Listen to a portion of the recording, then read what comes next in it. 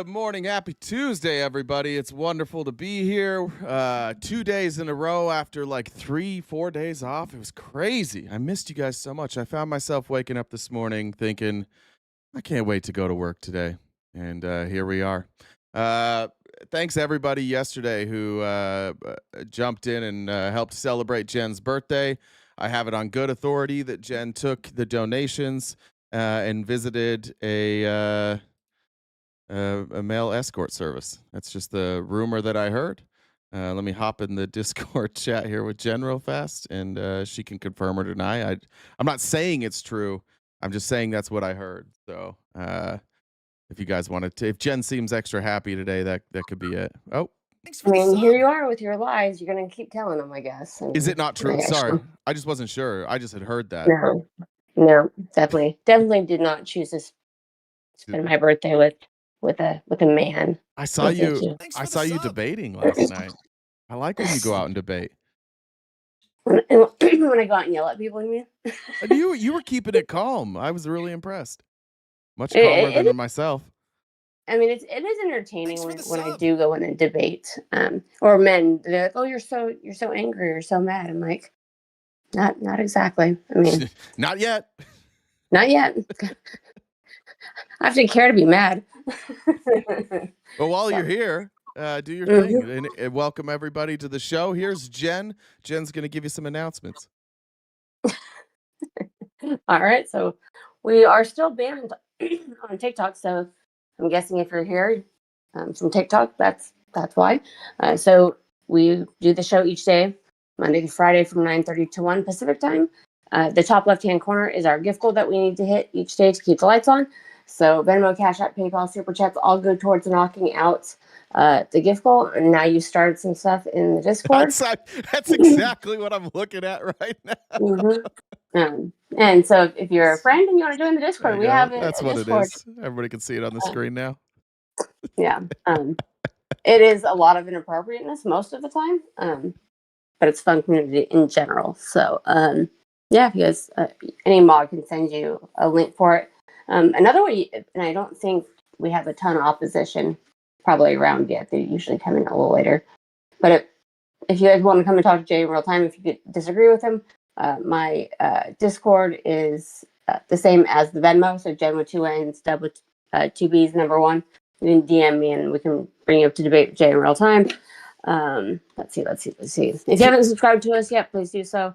What are you laughing at now? I'm just wondering, who's this Captain America here with the whipped cream on? Was that in one of the Marvel movies, or what movie is that from? That's oh shit, what is that called? Fucking what's that? Is that from Varsity Blues? I think it's from Varsity Blues. He was on. Oh my god! All right.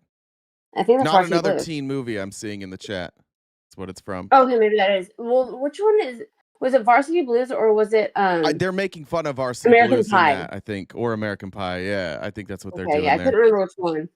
One of them had that. Maybe it was American Pie. Multiverse Captain America, like that. So yeah, like I said, if you are opposition and want to come and talk to Jay, how you do that is DM me on Discord. I can add you.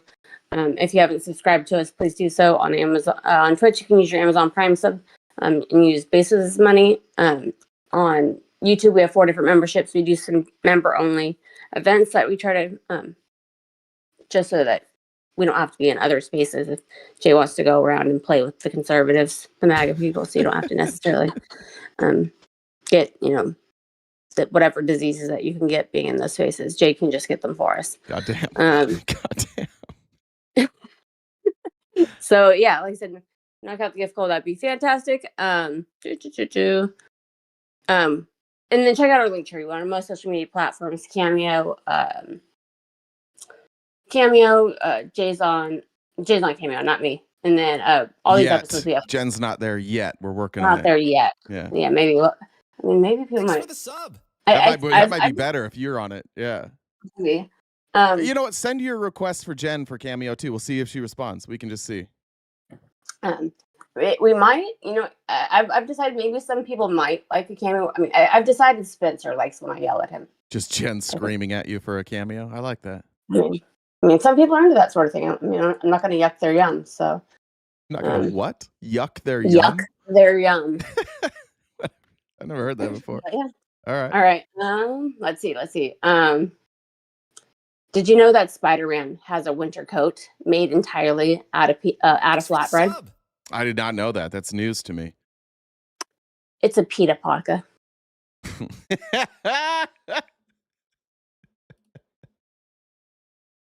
That's amazing. All right. I'm actually going to tell you the story too because everybody's posting screenshots of half naked men or GIFs of half naked men in our Discord. I actually did meet Channing Tatum one time right after his Magic Mike show. I don't know if they still do it, and I don't even think it's the Hard Rock anymore, but he used to do a show in Vegas, a Magic Mike show. I don't know if it's still going. And every once in a while, he would actually be part of the show. It's like a normal show, but then sometimes he would come in. And I just happened to be staying there for a work retreat when he was there, and he got in the elevator with me, and I don't know if they were bodyguards or other dancers right after his show, and everybody just kind of sat there in silence. I recognized who he was immediately, and then because I'm weird, I said, "Hey, man," and this was when I was married. I said, "I think my wife thinks about you when we have sex." And he just kind of gave me a half smile. And the guy next to him, who I assume was a bodyguard, said, "Yeah, he hears that all the time." I thought I was being clever. Not even like a laugh, just like a half smile from Channing Tatum. I think I might have a picture of it somewhere. I'll have to find it. It was a wild trip. In that one trip to Vegas, I met Channing Tatum. I had dinner with Mike Tyson. Not like arranged dinner. They sat at a bar next to me. And then I also met, I want to say it was Nick Diaz, UFC fighter. And there was one other UFC fighter that I met. I'm trying to remember who it was. Can't remember. Chris Weidman. It was Chris Weidman. It was a wild trip to Las Vegas. But anyways, Channing Tatum didn't think I was funny at all. And I think that he has that in common with many of our Republicans guests who are here today. I also, right before we went live, Jen sent me... I guess in Reggie's live this morning, Andrew Wilson showed up on an alt account to defend himself about something. So I don't know what that was, or if any of you guys were in Reggie's live. But shout out Andrew Wilson for making your presence known on TikTok, where nobody gives a fuck about you because it's not full of incel neckbeards. So better luck next time to Andrew Wilson, and hello to Andrew Wilson fans that are here in the chat who have been following me around endlessly since we had that debate. All right, let's jump right into it. This was just wild. I thought this was funny. I'm going to get some pushback here from Republicans, and I understand why, because like law and order, whatever. I just think it's funny. Like I'm not generally a fan of people getting away with crimes or running from police and potentially putting other people in harm's way. But this is a man in Fontana who apparently is undocumented, applied for asylum, coming from, I believe, El Salvador under Biden. And now, because they've removed all those protected status, he's here technically illegally in the country.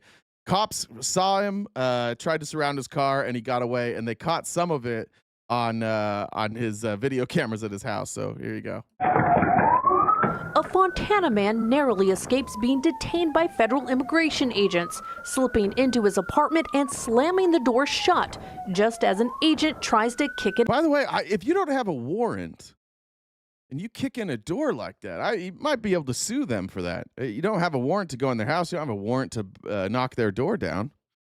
Something to think about. He says, "I was running and thank the Lord I was able to call my wife and tell her to open the door because I was being chased." Jose, who asked us not to use his last name, is undocumented and from Nicaragua.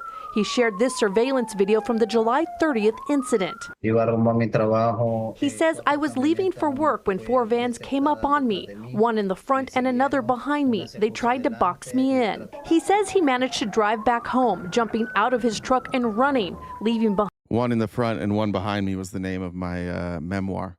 Behind his key, wallet, and cashier's check for rent. Since then, Jose and his family have been too afraid to leave their apartment. He claims agents have come back, once even showing him his own house key. but never a warrant. No me presentaron nada. He says they did not present anything to me. When they were kicking my door, they never said, "Hey, Jose, we have a paper stating we are here to take you." Nothing. In response to Eyewitness News requests for information, the Department of Homeland Security released a statement about Nice truck, bitch. Jose, calling him a dangerous criminal illegal alien from Nicaragua. Sorry, I said El Salvador. Here's the part that I love about our Homeland Security. They are such lying bitches. They fucking lie about everything. You can assume that if you get a statement from Homeland Security, it is going to be full of unprovable lies. With a criminal history, including assault with a deadly weapon, exhibiting a deadly weapon, and disturbing the peace. Well, that sounds bad. This guy has a criminal history, including assault with a deadly weapon, exhibiting a deadly weapon, and disturbing the peace. Get this guy the fuck out of here. That sounds bad.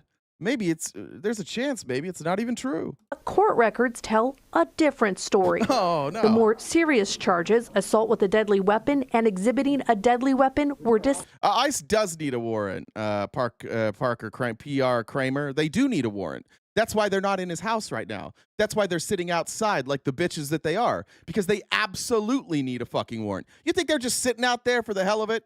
You think they don't they don't have a warrant? Or they've got a warrant and they're just not going in? They do need a warrant. They're not allowed to do what they're doing. Otherwise, don't you think they'd break in there, PR? Here's the problem that we have with Republicans in general, and any Trump supporter, and anybody who supports what ICE is doing. Like, you guys could stop saying stupid shit if you just read something. Like, Googled something. Before you go online and you type comments like, "Can ICE break into your house and arrest you if you're here illegally?" Just Google it. Google it and see if they can do that. You're coming on, you guys are always on here like, well, the law is actually my feelings. That's the problem with all of you. I don't know if you guys, I mean, you can spell, so I think you can read. I don't know if you're just lazy or what you think, like, if you think it's impossible to know what the laws are. But for fuck's sakes, we have search engines. We even have AI now. That makes it way easier. You can ask any question to AI and get an answer back. And if, instead of commenting dumb shit here, PR, you could just go on and you could search that. And it'll tell you, oh no, they can't break in your door. Dismissed.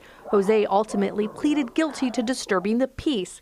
He says the incident stemmed from a dispute with a neighbor, someone he called police on for allegedly pointing a gun at him. That's true. They can't spell either. Somebody did just spell illegal like a sick eagle, ILLEAGLES,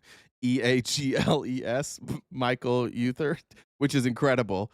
It's also a punchline to a sick joke, but that's true. They may not be able to spell well. It was nothing more than a verbal confrontation. The judge saw that my neighbor lied, and the charges were erased, as this document here shows. Jose says he fled the U.S. in 2022, escaping political persecution in Nicaragua after speaking out against government corruption.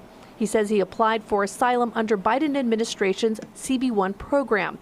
Now a fund has been set up to help Jose and his family with their rent, food, and legal fee. Anyways, I just like seeing ICE lose. I love to see ICE lose. It's a wonderful thing. I'm working on some an outline that maybe one of these days Trump won't be an insane psychopath and we'll be able to cover some other stuff. But I'm working on an outline kind of about the plan to overreach by this government. I'll probably just have to split it up into each show and do it piece by piece. But I love seeing government overreach thwarted. Caitlin says, Dollar Train. Thanks, Caitlin. I also think, Caitlin, I missed your message at the end of the live yesterday where you said, "Happy birthday, Jen." I think that came in like right when we ended the live. So I want to mention that as well. Johnny said, "Why not say the wife comments to Nick Diaz?" I'm going to be honest. When I met Nick Diaz, I was at the Rio, and he was absolutely hammered. We wound up playing video poker for like an hour and a half. Super nice guy. He's exactly what you see on TV. I couldn't tell if he's punch drunk or just drunk. But the chance of me saying anything that could possibly make Nick Diaz mad is 0%. So I kept it real cool with Nick Diaz. I'm not trying to get my ass beat by a UFC fighter. A lot of you have seen this in Texas. They have the gerrymandering deal. All the Democrats left Texas. so they didn't have to vote and deny a quorum. And now Texas has issued arrest warrants for them, which are basically unenforceable. They're not going to be able to go to another state and arrest them. Maybe, we'll see. I don't know if they're going to try and arrest these folks when they get back to Texas. I think it's a bad move. But here's Gavin Newsom, and you can tell the main difference I see between Republicans and Democrats here when it comes to gerrymandering is that Democrats seem very reluctant to do it. Democrats seem to not want to react to what Texas is doing. That being said, everybody gerrymanders. Gerrymandering should be illegal. Illinois does it. California does it. Texas does it. Florida does it. I had an awesome conversation with one of my good friends yesterday who lives in Utah and was responsible for the marijuana legislation. And he was telling me how Utah, how they like put in rules. They voted in rules for gerrymandering. And then once it got to the legislature, they're just like, yeah, fuck it. We're just going to do it anyways. So everybody does it.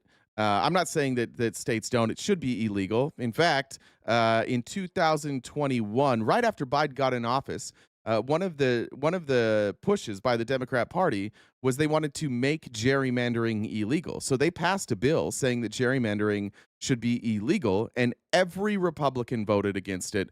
Every Democrat voted for it. So for Republicans, it's fair to say that everybody gerrymanders, and there's no high road here between Republicans and Democrats in gerrymandering, but there is a high road as far as people trying to end gerrymandering. And that's the thing that's the real problem we have here. If Republicans refuse to end gerrymandering, then Democrats have to keep gerrymandering. They're just going to keep doing it. If you like having your vote matter, if you like having your elected body actually reflect the votes of the people in a fair way, then you should hate gerrymandering. It's terrible. We shouldn't do it. It never should have been allowed in the first place. But here we are. Maybe it's a good argument against the Electoral College for some people. I know some people don't like the Electoral College. I'm a fan, but Republicans desperately need the Electoral College. They desperately need to be able to draw these district lines, because the reality is Republicans make up something like 20-something% of voters in general, like 27%. Most people, there's more registered Democrats. There's a lot of registered independents. There's a smaller amount of registered Republicans. And the problem that conservatives are always going to have is that the world changes and it moves forward. Like conservatives are always the brakes. It's a good thing, I think, sometimes in this country. I think in any country, having gas and brakes is good. In your car, it's nice to have gas and brakes. If you're all gas, that's a problem. If you're all brakes, that's a problem.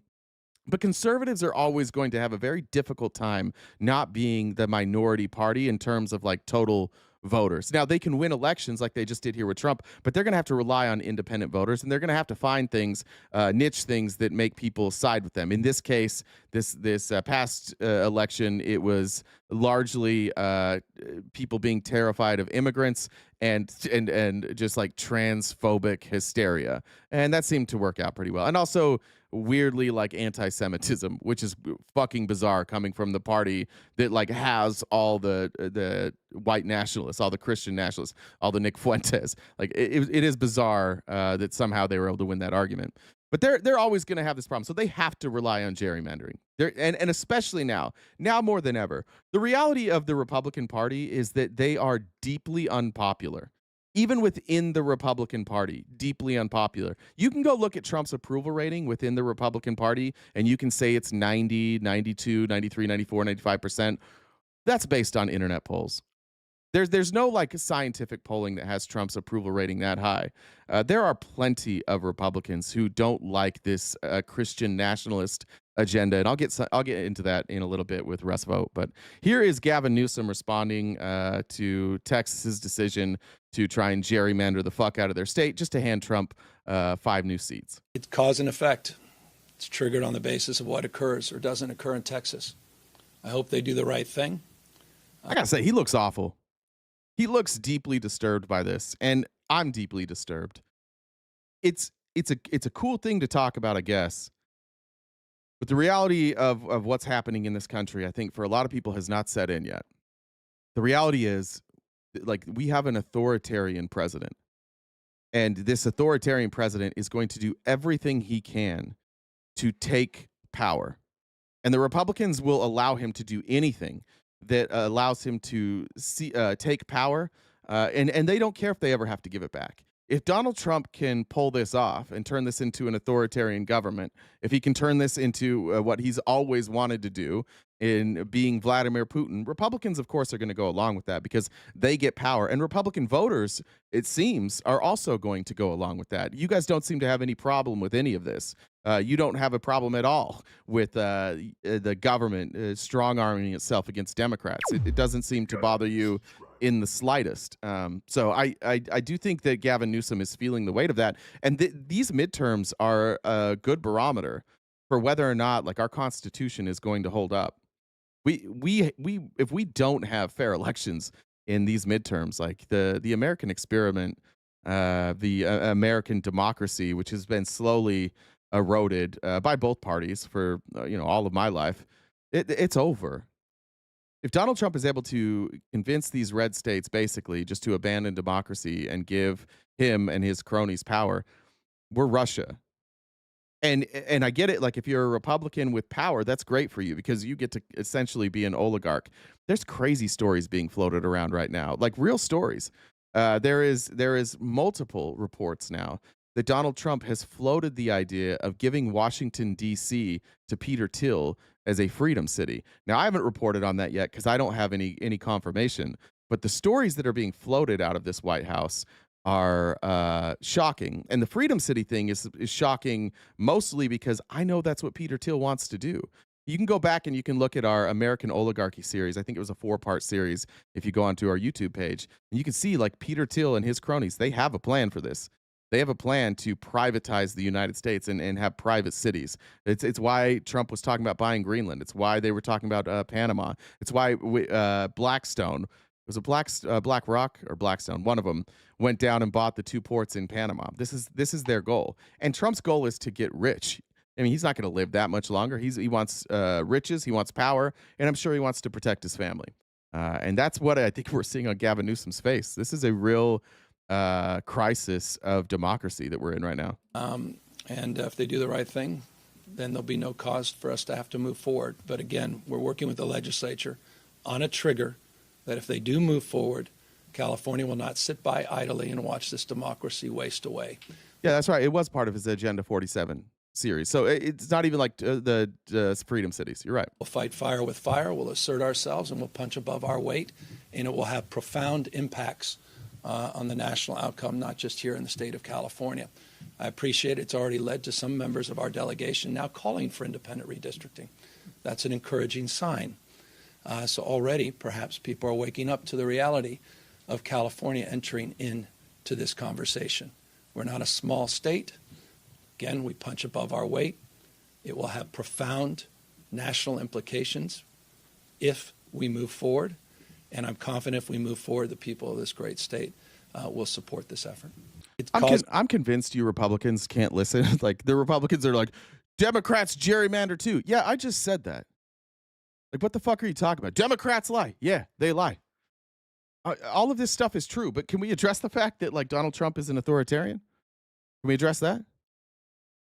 Or can we, if I say something about Donald Trump, do you guys just freak out and talk about Democrats? Thanks, Amanda, for the $3. That didn't show up on mine. Jen, I'm not seeing all the donations pop up, so just be aware of that. A reminder, we are crowdfunded, so, and I can say all these. Above me is the Venmo, Cash App, and PayPal. I'll read anything that you send me, and that includes you, Republicans. If you feel like I'm ignoring you in the comments, send a super chat. I'll read what you say. I'll respond to what you say. If you want me to read something, look into something, happy to do it. Just send a super chat and we'll get there. This is what I was talking about in 2021. Here is our Jessica Tarloff on Fox News explaining once again that what you guys are saying, what you Republicans in the chat are saying is true. It is true that Democrats gerrymander. It's true that both parties do it. It's true that there are people in both parties who don't want to cede power and who take more power than they probably should have. It's also true that only one party has tried to stop this. Only one party has said, look, we'll stop gerrymandering. But you can't just say it. Like the Democrats are never going to be like, I'll stop gerrymandering if the Republicans can still do it. You have to have consensus. And they tried their best, and Republicans said no. Well, hopefully she won't, but odds are that that is what's going to happen once everyone does eventually have to come home, whether that is tomorrow or it's in December, and they can hide out that long. And this isn't about populations coming in and out of blue states. It's about the fact that J.B. Pritzker can afford to do this. And when they went to D.C. a few years ago, they ran out of money. J.B. Pritzker's never running out of money, and he's got a bunch of Hyatt hotels, and they can each have a suite, and they can hang out there for as long as they need to. But the idea that people are watching this happen, or at least people who vote like I do or have similar values, to me, are seeing this just as people running away from their job is ludicrous. What they are seeing is the fact that Donald Trump called up Greg Abbott, and redistricting is supposed to happen once every 10 years. That's when the census happens. He's saying, I want a mid-cycle redistrict because I only have a three-seat majority, and I need a bigger cushion. So get me 5 more seats. So Greg Abbott calls a special session, not about the flooding, not about what happened in Camp Mystic, but so that he can steal seats from Democrats, so that Jazzy won't be able to have her seat any longer. It's important to remind people that in 2021, there was a bill, the For the People Act, H.R. 1, and it would have banned all gerrymandering, and every single Democrat voted for it, and every single Republican voted against it. Republicans want it this way. They want to use this to their advantage, and of course, there are some states, if you can do it, why wouldn't you get as many seats as possible? But the way in which Abbott is going about this has made people, even like Eric Holder, who runs an organization that is fundamentally against this. Achilles Gurney says the Democrats have been the ones that started, and you're going to sit there and defend and say like they're acting like 12-year-olds by walking out. What do you think Republicans in Congress just did? When instead of voting on releasing the Epstein files, they left a day early. They did the same thing. God, I don't fucking understand any of you folks. I really fucking don't. And this is on both sides. If you can't recognize that there is not a right and a wrong here, I don't know what the fuck to tell you. Gerrymandering should be illegal. It should not happen. Democrats do it. Republicans do it.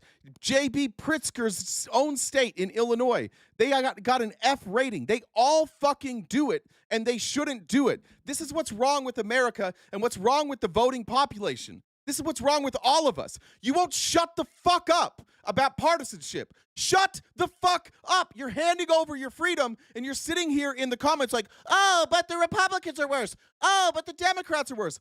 All the while, they're just ripping freedom out of your hands. They're just ripping democracy out of your hands. How fucking old are you? Honest to God, this drives me nuts every day. I hate that we have to do this every day. I hate that I went through TikTok yesterday and I see a bunch of dipshits arguing who's worse, Republicans or Democrats. How about both of them are really fucking bad right now? How about that? How about you all demand that the people that you vote for stop gerrymandering? And if the Democrats put the bill forward, side with them. And if the Republicans put it forward, side with them. But this partisanship, like this partisan bullshit where we're finger pointing is exactly the reason that we're fucked. And all of you will go home. Every last fucking one of you will go home and you'll sit around with your friends and you're like, the government's fucking us over. No, you're too goddamn dumb and too goddamn lazy to recognize that you're the problem. You allow this to happen.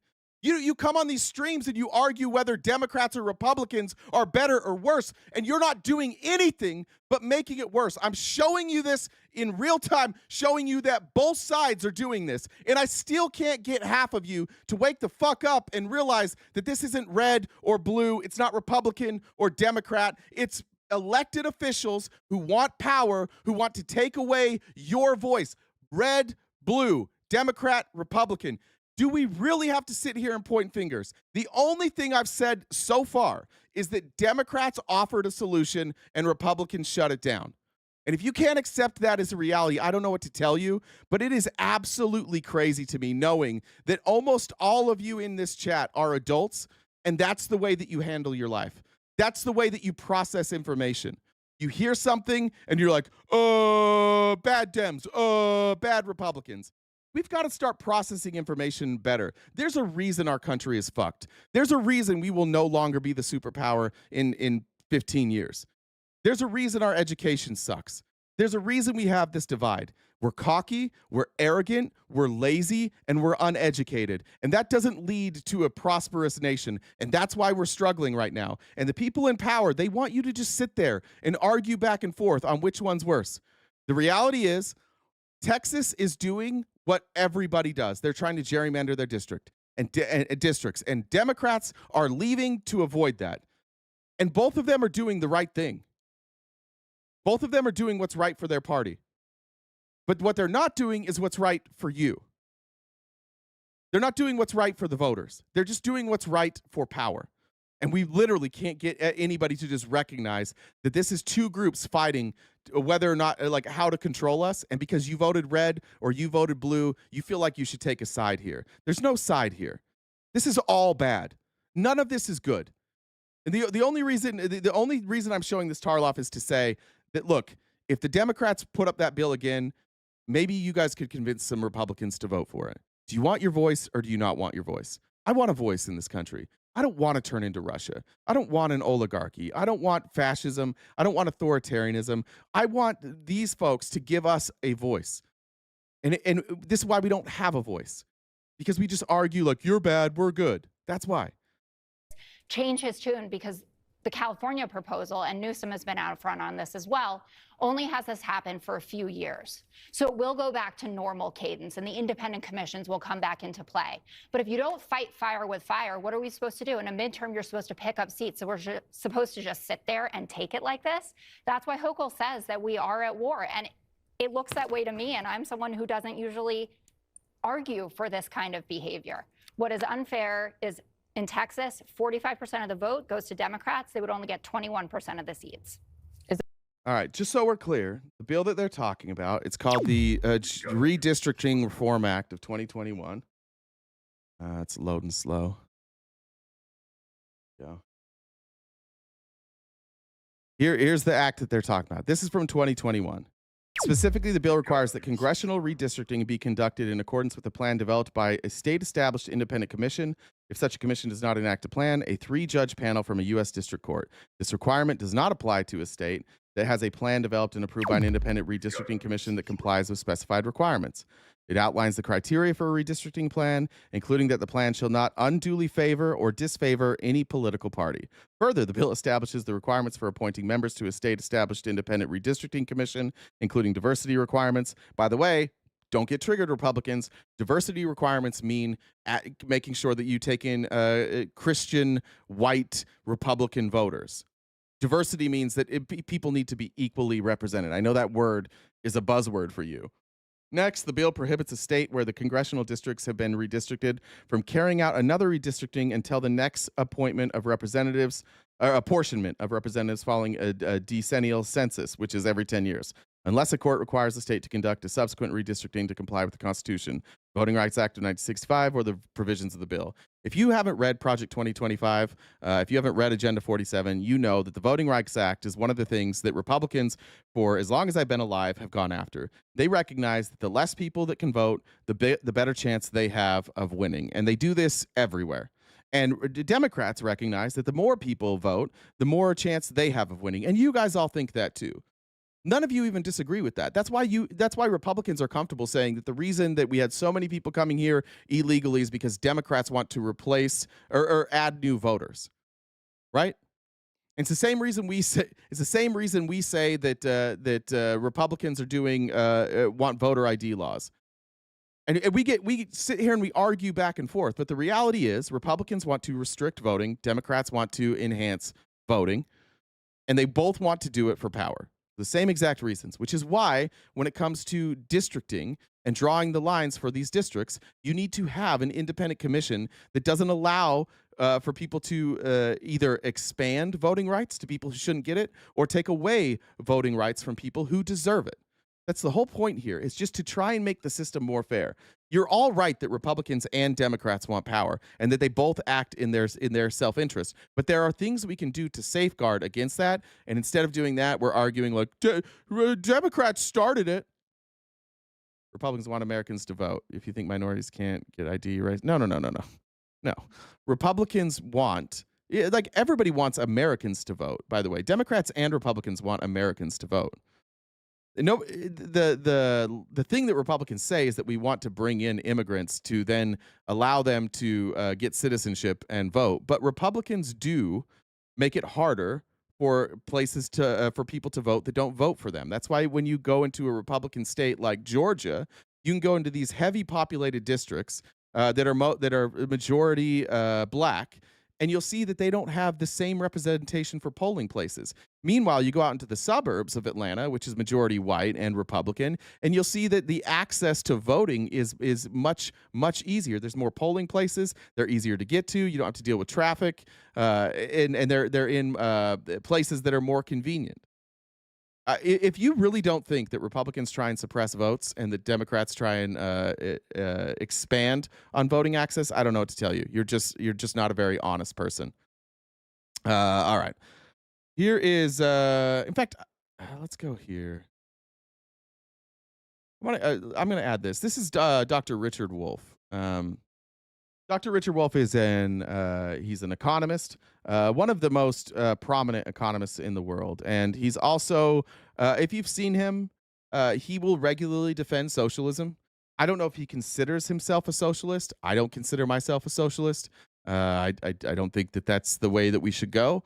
Dr. Wolff, though, is an economist, and he's a very respected economist. One of my favorite debates I've ever seen. You can see Dr. Wolff debate Art Laffer. It goes very poorly for Art Laffer. But one of the through lines here that I hope that the Republicans can pick up on, and I'll admit something. When I first started doing debates, when I first started doing political content, which was what was that? I think it was 2022 or 2023. I can't remember exactly what year it was.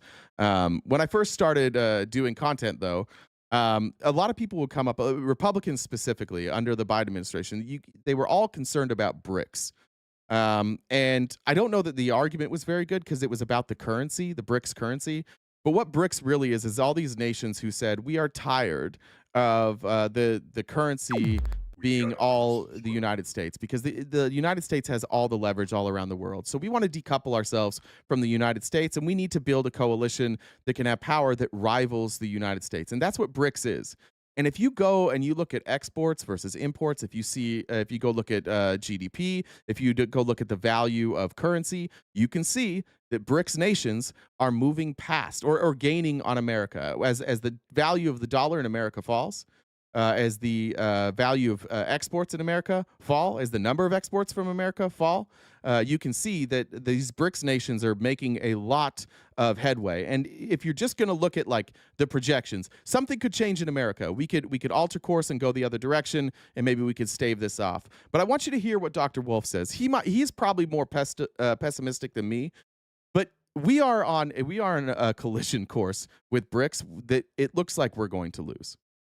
The American empire is over. We're done. We peaked about 12, 15 years ago, and we are on a down. And it's very hard for the American people, which I understand. I am one. It's hard to get your head around that. We've had a century of on the way up, which is a lot more fun than on the way down. But it does happen to every empire. We're only the latest. Look at the British, how far they've fallen. We're in that process. So the problem with the trickle down is, yeah, there might be more jobs, but they're going to be created in China. Just a reminder, while this is playing, we are crowdfunded. If you want me to read your comments while we're here, I'm going to lock back into the videos. So if you want to debate me, you can do that. But I'm not going to do it from the comments. The Venmo username is JenDub1. You can message her on Discord. That's her Discord username, and we can bring you up. You're welcome to have a debate about this. And then just remember, we are crowdfunded. So anything you send to any of those apps or to Super Chat, I'll read. And anything you can do to help us knock out these goals will be greatly appreciated. Show will probably go a little long today. I also still need to cover Pam Bondi and House Republicans subpoenaing Democrats. We will get to that. So we will go a little longer today, but here's Dr. Wolff. They're going to be created in Brazil. They're going to be created in India. They're not created here. The best illusion electric vehicles in the world right now, but by uniform global agreement, are produced by something called the BYD Corporation, which probably most folks have never heard of. Which, unless you watch this show, in which case you've heard a lot about BYD Motors in the last 6 months because they're incredible and they show just how far behind we are in electric vehicle manufacturing. is Chinese, BYD, the initials, BYD. They make the best quality, cheapest electric car and truck. All right. You don't see them anywhere in the United States. Why not? Because Mr. Trump put a 27% tariff on them, and Mr. Biden raised it to 100%. And people will be forced to buy U.S. stuff. Right. Which then creates U.S. jobs, which again stimulates the economy. So just so you know, like a BYD vehicle, like their base model, you can get for between $20,000 and $30,000.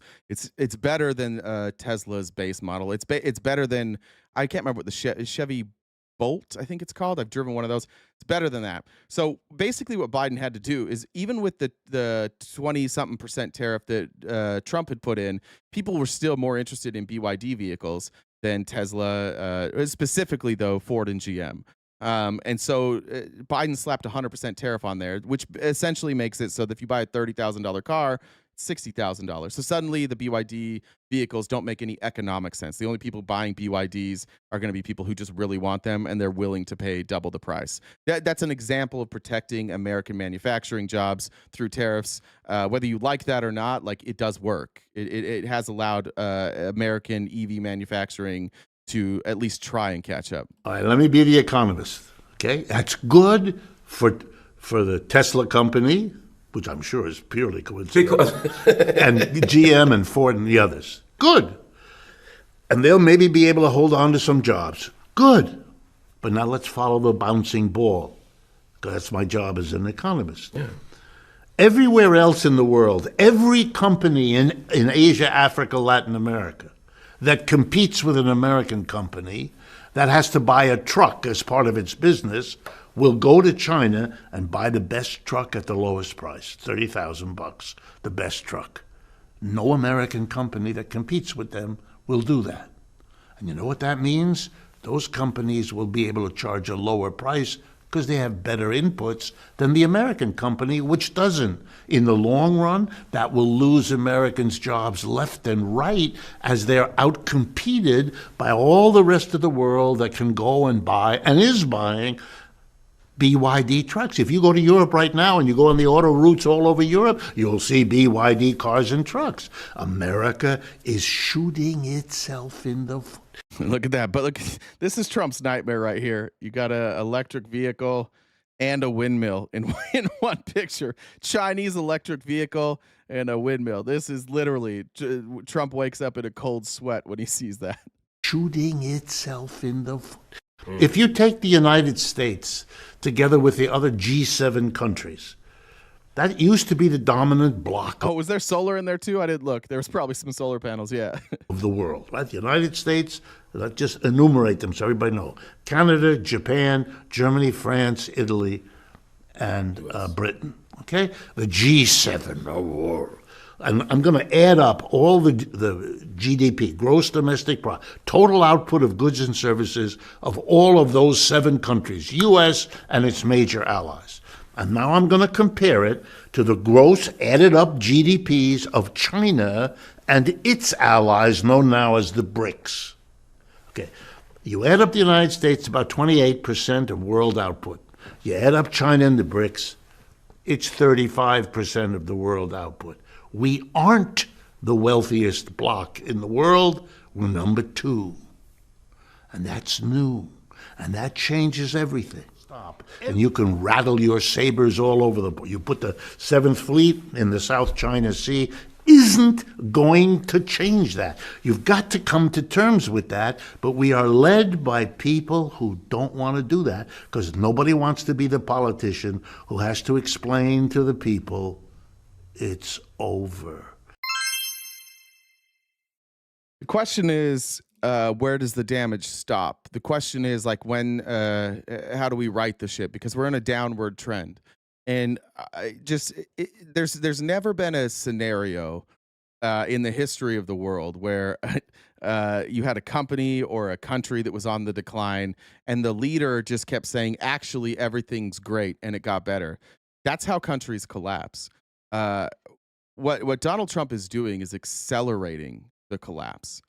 And ironically, a lot of the people that he is friendly with are these same countries that are part of it trying to accelerate this collapse. It's a very bizarre thing. Like, if you want to look at the BRICS countries, I can show you a list here. By the way, where was I don't know if that's Jesus or Jesus was saying that Project 2025 is made up, and it was made up by Democrats.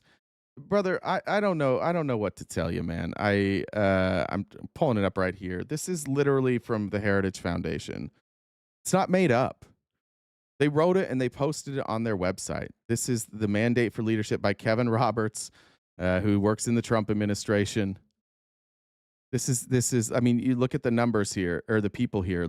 Tell me if you recognize any of these names. Rick Dearborn, Russ Vought, the Office of Management of Budget and Management. Donald Devine, Christopher Miller, recognize Christopher Miller, Ken Cuccinelli, recognize that name. These are all members of Trump's team. I'm trying to see other members that are currently on his team. Some of these may be Ben Carson. Who else is in here? And these are all the chapters that they wrote here. Peter Navarro. I mean, you don't see Peter Navarro every day working for the Trump administration. Brendan Carr, he's the FCC commissioner. So the FCC commissioner, Brendan Carr, wrote Chapter 28, the Federal Communications Commission, the FCC. So the guy who wrote the chapter in Project 2025 of the FCC is the FCC commissioner? And you're going to tell me, yeah, we made that up. Like, I don't know what to do with people like you, Jesus. Like, you just don't want to know the truth? Just not interested in figuring out what is and isn't true? Let me show you the BRICS nations, though, because I want to make sure I get them all. So it's Brazil, Russia, India, China, South Africa. The show tomorrow is going to be about Brazil. Hopefully nothing crazy happens. And the way that Donald Trump is attacking Brazil currently, which is incredibly telling, it's discouraging, even scary. It looks like BRICS is also including now Egypt, Ethiopia, Iran, and the UAE. Trump's over there at the UAE. Why do you think the UAE is giving Trump all these gifts right now? Why do you think Egypt is working so closely with Trump right now, giving him these gifts right now? Why do you think Russia wanted Trump to be president? I mean, why do you think, despite Trump's tough talk on China, like he's never that tough on China? Don't have a trade deal with China. It's hard to explain this. It's hard to explain it away. Like, the countries that Trump seems to be the most friendly with are the ones most interested in taking our spot as a world power. And I don't think, by the way, I don't think Trump's in cahoots with them. I think they realize he's a fucking idiot and that they can just bribe him and buy him to do what they want. I don't think Trump's in on the gig. I don't think the United States is in on the gig. I think Trump is just dumb. And if you tell him how great he is and you give him a little bit of money, then he'll just basically do whatever you want him to do. So anyways, I wanted to show you guys that because I think that's where we're headed. Let's go to this. Where is it? There we go. I want to show you a town hall from Mike Flood yesterday in Nebraska. First of all, shout out Nebraska. Second of all, the American people are angry, and it's not going to get better. The impacts of the big, beautiful bill, so-called big, beautiful bill, by the way, that's not actually the name of the bill. I'm going to try and stop using that because of a clip that we have here from Mike Flood. There is no indication that things are going to get better. The stock market is doing well. The stock market's always doing well. Like, there's no president that doesn't do well with the stock market. Tell me the last president who didn't see an increase in the stock market. Never. We've never had a president, at least in my lifetime, that didn't see the stock market go up. So stop citing the stock market. We're starting to see a slowing of housing as people can't afford it anymore. We have a capital crisis that we're about to hit when it comes to venture capitalists and VCs in general. We have all these companies that don't make any fucking sense. And I use Tesla as an example all the time. What's Tesla's stock price right now? They're at 307. Oh, damn. They're still down. They still haven't recovered. I didn't realize they still hadn't recovered. Okay. 309 Tesla's stock price. GM's stock price is $52.63. So 6x. Tesla is worth 6 times more than GM. And yet GM makes more money. GM makes significantly more money than Tesla. So why would Tesla's stock price be 6 times more than GM? Speculation, right? Like it's perceived value. Why is there that perceived value? Because the institutional investors in Tesla have invested in all of these other tech companies too. And all of this value is imaginary. All of it is inflated. And all these tech companies you've seen sprout up in the last like 10 years, what they don't tell you is that they have adjustable rate loans. Similar to in 2008. So when we had the housing collapse in 2008, sorry for people who've watched this for a long time. This is going to be a little bit of a rerun.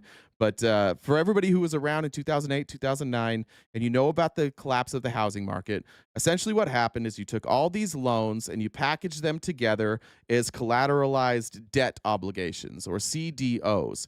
And what you found out when they dug into the numbers, the people who did well in the financial collapse, people like Michael Burry, what they did is they dug into those CDOs and they found out that these mortgages that were rated as AAA were like B minus mortgages, meaning that these people had low credit scores, they had low FICO scores, there was no income verification, and they were just risky loans, but they were packaged together as safe loans. And everybody's 401k, everybody's investment portfolio was invested in housing because housing was seen as this stable investment that just continually would go up. And so nobody even thought to be like, oh, I shouldn't invest in these CDOs.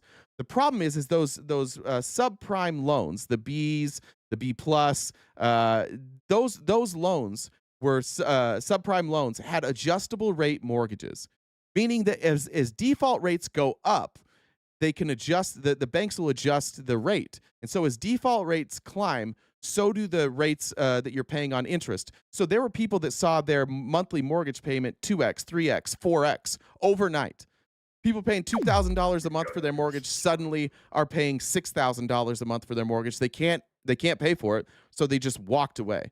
The adjustable rate mortgages that made up all of these CDOs, the reason it crashed our entire economy is not just because it was mortgages, but because everybody's investments were tied up into mortgages. That means that was school teachers, that was unions, that was government employees, that was anybody with a 401k, anybody with an investment portfolio at all, and that all came crashing down because the adjustable rates went up and it crashed those CDOs. And so it basically crashed banks because they were over leveraged. There's something called a CLO, collateralized loan obligation, that venture capitalists use when they loan money to these startup companies.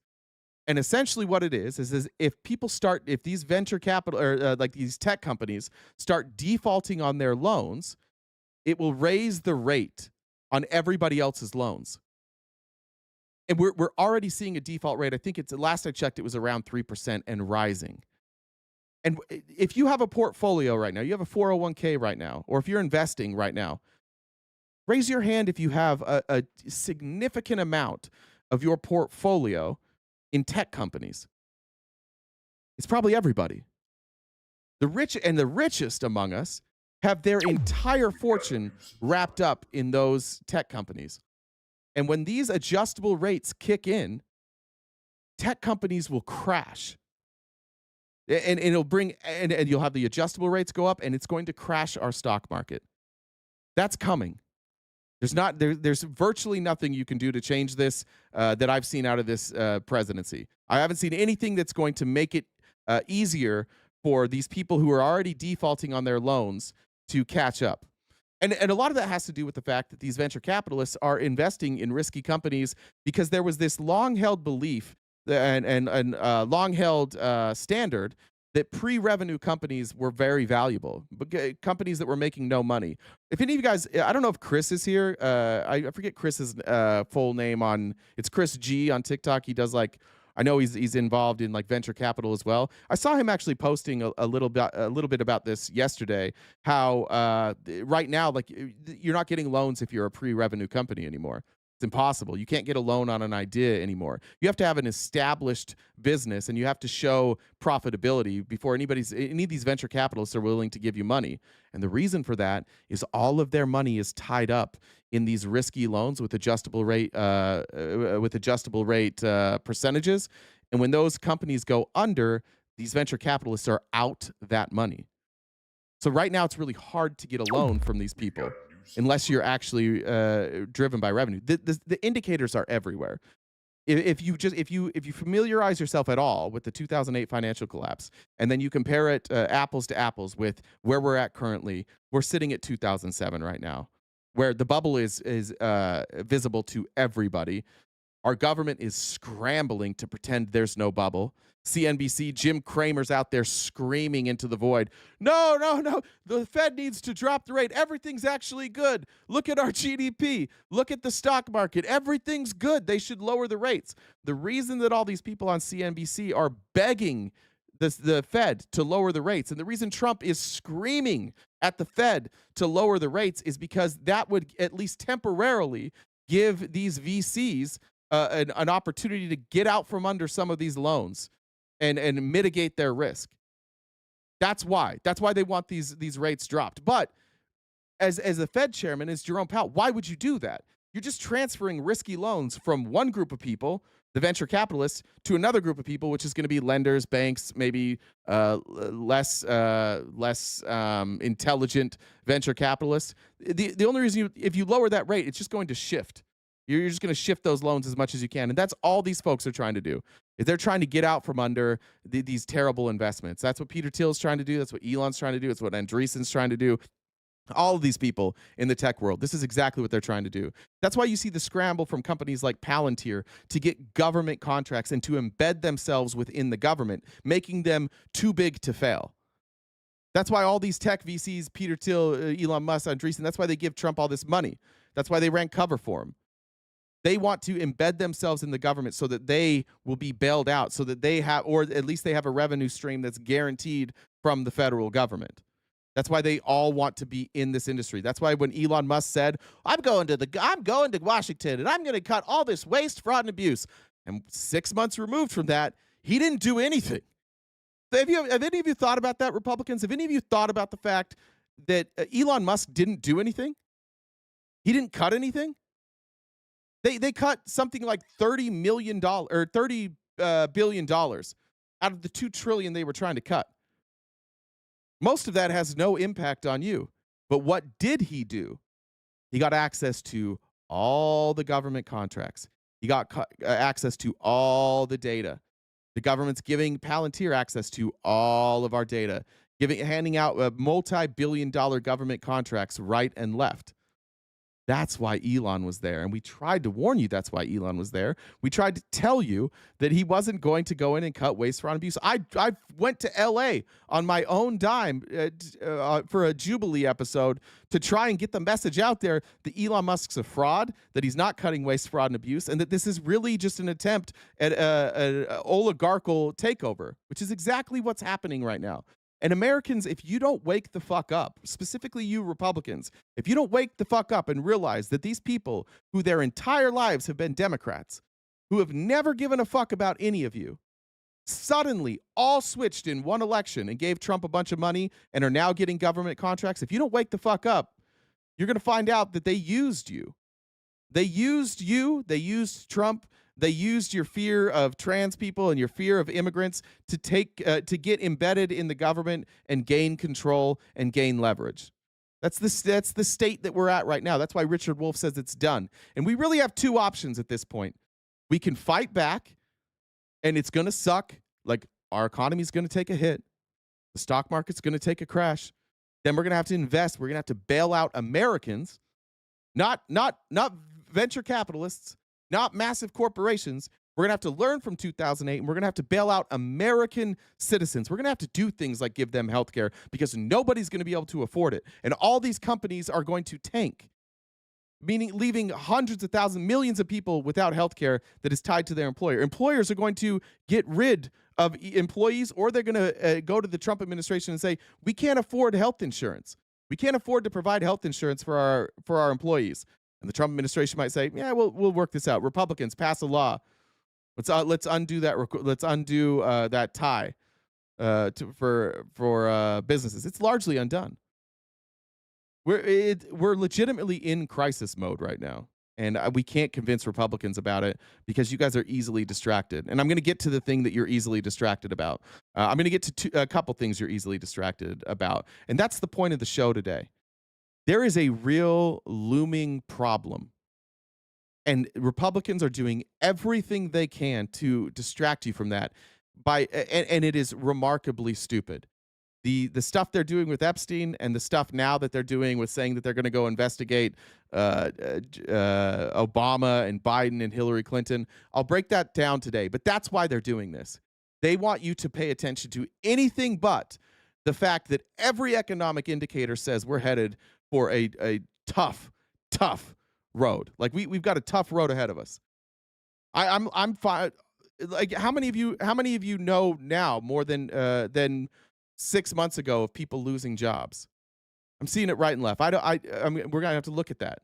We saw the jobs numbers revised to 17,000. We're not creating new jobs. We're at low, like historic lows on job creation right now. And what was Trump's response to historic lows in job creation? He just goes out there and tells you guys that, oh, everybody's lying. Don't believe your lying eyes. Don't believe these numbers. I'll just fire them. Hey, Jen. Hey.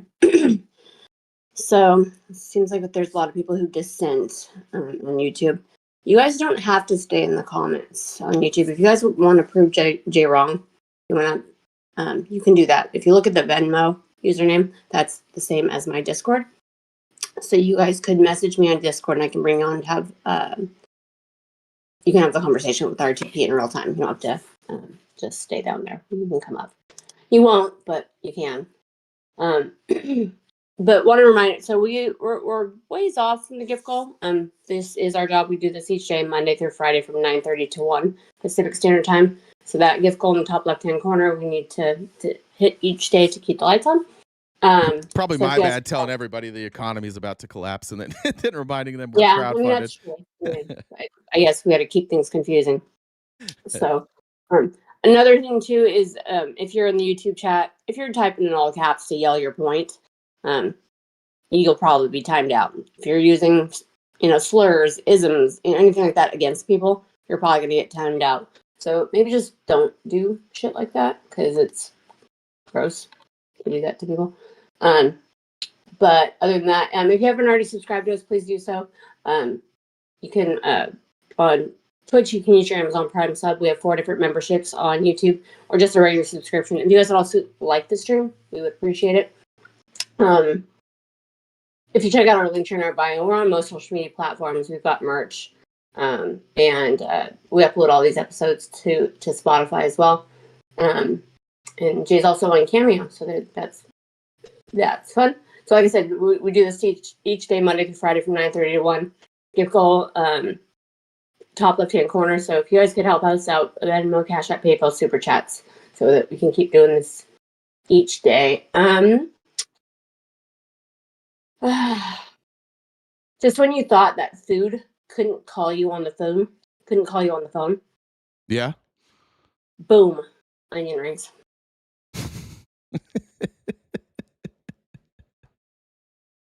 There we go. We really got the Democrats or the Republicans in the chat fired up. Listen, I'm not going to pay attention to you in the chat. Have some courage and come up and talk about it. Look, we don't even have to argue about this. If you think that I don't know what I'm talking about, if you think that I haven't taken into account, if there's something I'm missing, I could give a fuck if I'm right or wrong. I really don't. But if you think I don't do my homework, you're sadly mistaken. If I'm missing economic indicators that you think shows that we're headed in a good direction, like let me know. I'm happy to hear you out. I don't want things to go in a bad direction. Look, I like we said here, I'm crowdfunded. The worse the economy gets, the harder it's going to be for me to make money too. So like I'm not rooting for a bad economy. I wish Donald Trump was doing a good job. I wish Republicans were doing a good job. I think that historically speaking, that's what Republicans have said. Like, yeah, I don't always love everything the Republicans do, but their economic numbers are better. And then you go back and you look at it, and it's just not true. The economic numbers aren't better with Republicans. But let's get to Mike Flood. Shout out Nebraska. Mike Flood. I don't know. Look, I'll give him credit. If I'm a Republican, I would go to a town hall. But most Republicans are absolute fucking cowards and don't want to defend their positions. They love anonymity. They love being able to stand behind a screen and say what they have to say without any pushback. They love tweeting things. They do not generally like open forums. So I'll give Mike Flood, representative from Nebraska, credit, but it didn't go well for him. Yes, first of all, I'd ask you please not to refer it to that monstrosity as the big, beautiful bill. It's the name of the bill, though. We know better. It's actually not the name of the bill. They changed it when it was signed into law. That was like the one thing Chuck Schumer got changed. I forget. He changed it to, what did they change it? Big... Let's see, what did they change it to? Chuck Schumer got that, and they called it... what did they call it? Where is it? Can't even remember what it was called. Does anybody remember off the top of their head what they called it? Built for precision. Built for performance. I tried to pull up the Fox News source. Anyways, it isn't actually the name of it. The bill? Is it just the bill? I don't remember. We know better. My question concerns veterans. Again, I asked you in March about cuts for veterans, cuts that will hurt veterans. I didn't really find your answer to the gentleman earlier adequate. How are cuts to the VA going to improve VA services? Also, what about the thousands of veterans who have lost their federal positions? And what about how that big, ugly bill, let me finish. How about how that big, ugly bill is going to disproportionately affect veterans who need SNAP and other benefits? Finally, what about the veterans who are seeing family members who have done nothing wrong being picked up by masked ICE agents? Okay, so first of all, my question to is your this. first point there, When are the you bill gonna is actually stand called up? the One Big Beautiful Bill, and I'm not going to tiptoe around what the answers are because that's the bill that passed. It's not. It's not. I love how confident he is here. I'm just stating things accurately. Technically, you're not. Technically, you're not stating it accurately. It's not the big, beautiful bill. I have this sneaking suspicion that Mike Flood doesn't know a lot about what's in that bill. Tanya said, Happy Tuesday. Happy Tuesday to you, Tanya. And when President Biden passed the Inflation Reduction Act, that's what we called it, even though it did the opposite. Actually, it did reduce inflation, which is crazy. I don't know how you could say that inflation didn't go down after the passing of the Inflation Reduction Act. This is my problem with conservatives. I believe that Mike Flood believes that because I think before anything, conservatives are intellectually lazy, especially the ones you elect. They just say what they're told to say. To say that like the inflation didn't come down after the Inflation Reduction Act, I don't know what to tell you. It did. That's just the truth. Is it called the Big Beautiful Bill? It's not. He's admitted he hasn't read it. That's not surprising. All right. Here was the second question here. By the way, could I interest anybody if any of you want to create an account on Twitter that gets used, do me a favor. Take the questions asked in these and get the answer. What I hate most about these clips, and this is my criticism of left-leaning content creators, is that they clip just the question and they don't give the answer. And it's really hard to find the answers sometimes. I want to hear what he has to say. I want to hear his response to some of these. So just an idea for anybody who's trying to build a brand. Go and follow like Asin or Aaron Rupar, and instead of ending the clip where the question is asked, include the answer as well. And I'll use your shit all the time because I want to know what he has to say about this. I want to know what his actual answer is. I want to know what Republicans say to justify this. I want to know if it's true. I want to see if they have a good answer. I want to see if they have an answer I haven't thought of. So just an idea. Does the Congress have for providing reasonable cost health insurance to Nebraskans? Well, one of the ways to bring down our commercial private payer insurance is to not have as many people on Medicaid. This is unfucking believable. This answer shows me two things. One, he's just repeating talking points, and two, he hasn't thought through what he's saying here. He's being honest, but listen to what he said. Why? What are you going to do about private healthcare insurance? Well, the way to bring down the cost of private health insurance is to remove people from Medicaid. In theory. In theory, does that mean that the private health insurers will bring down the cost? No, because we have no control over that. In theory, I understand kind of what he's saying, but let's talk about why. Because what happens? Medicaid pays a much lower reimbursement rate than a commercial payer does. And so when there's a difference between those two, the commercial payer ends up paying more and more and more to make up for the difference. He talks about it like it's this pool. How come this doesn't happen in other countries? How come it only happens here? Why are prices lower for Medicare and Medicaid? It's because we can negotiate them. Why are they higher for private insurance? Because we can't negotiate. And Stephen, whoever that Stephen is, you come up here or not, or leave. Where is Stephen? Stephen, if you're going to take shots at me all fucking day, you can come up. Stephen, everything. I'm not repeating talking points. That's absolutely fucking insane. It is insane to go watch a show that says what I say. Nobody says, very few people sound like I do. I'm a very independent journalist. I'm a very independent content creator. I don't watch anybody else's show ever. In fact, almost everything I consume comes from the right. If you go look at my podcast, it's like all right wingers. I listen to what you guys are saying because I want to hear your side of the argument and see if you have a good side of the argument. But you can come up here or you can go. I don't know why you're such a kid. If you're going to be here in the comments all day, just come talk about it. Money does not fall out of the sky. It does not grow on trees. It comes from all of you. And you pay your health insurance. So what he's advocating for, just so we're clear here, Mike Flood says, if money doesn't grow on trees, guys, it's your money. It's your money. And what's really hurting you is all of these people who have the ability to collectively bargain against the insurance companies. And the reason your price is higher and theirs is lower is because they can collectively bargain. So naturally, what we should do is strip away the people's right to collectively bargain and then put as many of you as possible at the mercy of the health insurance companies, where there's no, if your price goes up, you don't get to negotiate that. You just do whatever they say. And if they decide they want to raise their profits, you're fucked.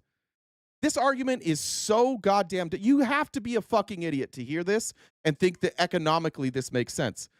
The reason every other country has cheaper prices than us for health insurance and for pharmaceuticals is because they can collectively bargain. The reason that Medicare and Medicaid are so much lower than private health insurance is because they can collectively bargain. And they have leverage. You individually have no leverage. And the private industry, they don't want you to have any leverage. They want to make the most amount of money off of you as they possibly can. So they are always going to be testing the limits of what you're willing to pay. That's why your prices are so high. And by the way, taking people off of Medicare, in what he's saying, if you take people off of Medicaid, he's saying that they're going to go into the private market. That doesn't seem to jive with what he's saying, because he's saying these people aren't working. So you think these people are going to get off Medicaid and somehow then go find a job that provides them with health care, like a good paying job that provides them with health care? No. It's unusable. Most of you that have health insurance, it's absolutely unusable. You have a $15,000 deductible that you can't afford anyways. So what's the fucking point? At best, you're going to get a copay to go see a doctor, and you might get a little bit of help on your prescriptions, which, by the way, most of the time, even with my prescriptions, when I had a health insurance plan, GoodRx usually gave me a better price than my insurance company. So like when I was getting my ADHD medication, I used GoodRx instead of my health insurance because I got a better price. Why? Collective bargaining. That's why. Even GoodRx, who's just like a discount company, they collectively bargain for lower prices. And your health insurance company, they don't really care that much. They're in bed with the pharmaceutical companies, so they don't collectively bargain for you. I wish there was a world we could live in where everything came from the government and it was free. But that. All right, Stephen, last chance, bub. Stephen has 5 minutes. Stephen, everything, you have 5 minutes. Now that you're calling me out and you say I wouldn't want to debate you, I'm inviting you specifically to message Jen Dub on Discord. You can come up here and debate, or everybody's going to know that you're kind of a coward. So let's see. Let's see where you're at. You said I don't want to debate you. I'm telling you, Stephen, I only want to debate you right now. I want to stop my entire show, and I want to debate you. So if you're not here in 5 minutes, you got to go. That will never, ever, ever happen. By the way, I do not believe that, but I do think, though, when you look at keeping our personal private, for those of you who are on commercial payer private health insurance, you're seeing 20% increases. And why is that? Because we've extended Medicaid to so many people who refuse to work, people who don't want to go to work, people that are illegal. And when you do that... Nobody that's illegal is getting Medicaid, by the way, unless it's like a state exemption. Those aren't federal Medicaid dollars, though. This is crazy. The reason everybody's booing here is because this is fucking stupid. This doesn't make any sense.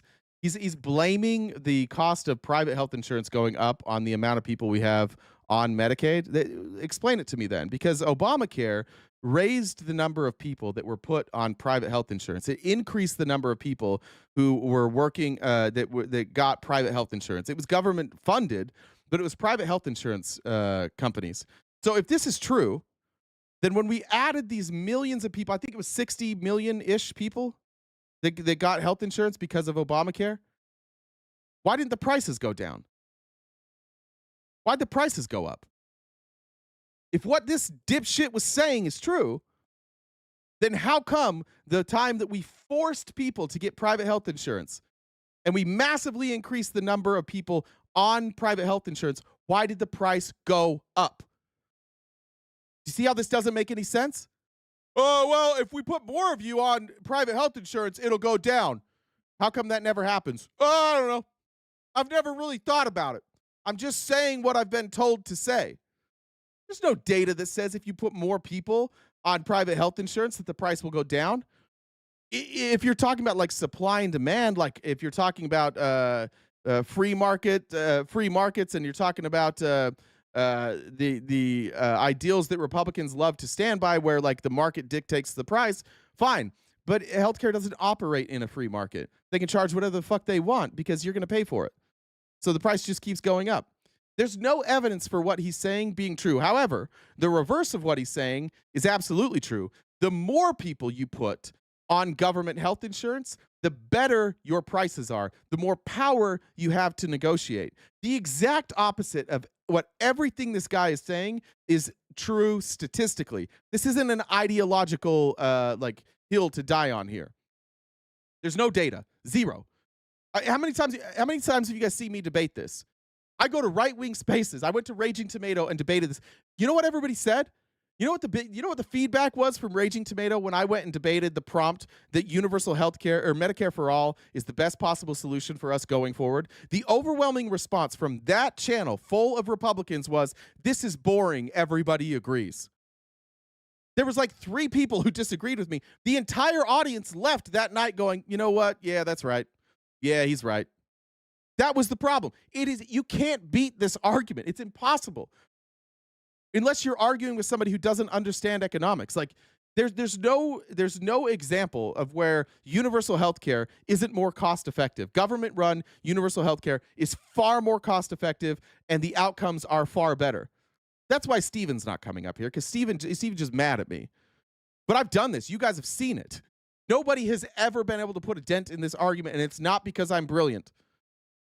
Far from it. It's because the argument itself is kind of untouchable. Everybody else has to pay. Somebody always has to pay. That's the way it works. It would be great to come to a town hall and have an answer that everybody would agree with, but that is the reality of our situation. The more you... Also, real quick, 92% of people on Medicaid work. So this hypothetical, this straw man he's throwing out there, it's a fucking lie. 8% don't work. 92% work. So let's just say that entire 8% was unable to, or they were capable of working and chose not to. You think that 8% is going to shift the market? No fucking way. 92%, according to their data, 92% of them work. Make healthcare free, the more everybody else with private pay insurance also has to pay. Leaving Stephen ran, didn't he? They all do it.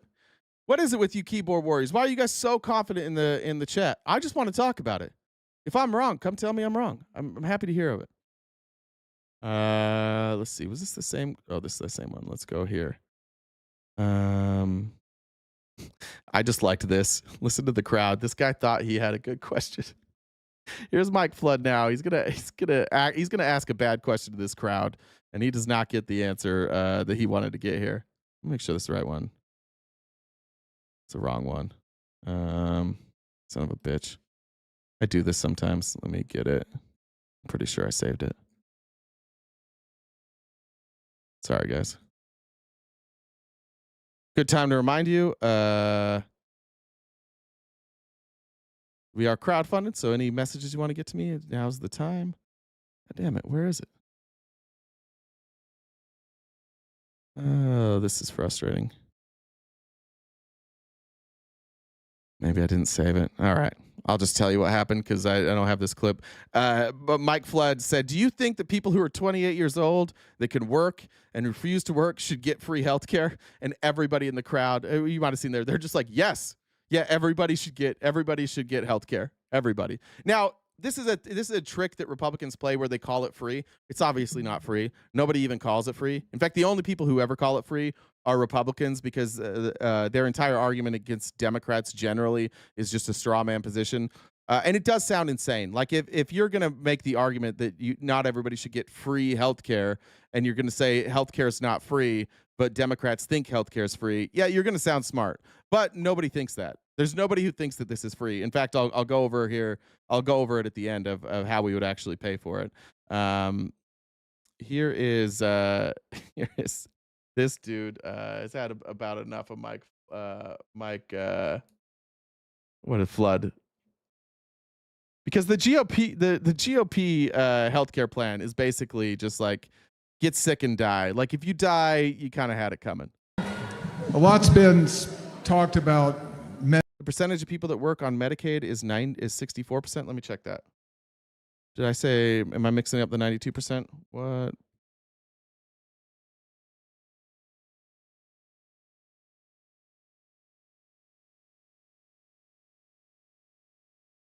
me look this up. Let me look at the. Thank you for whoever said that. If it's 64%, is that Genonymous? I'll pull that up.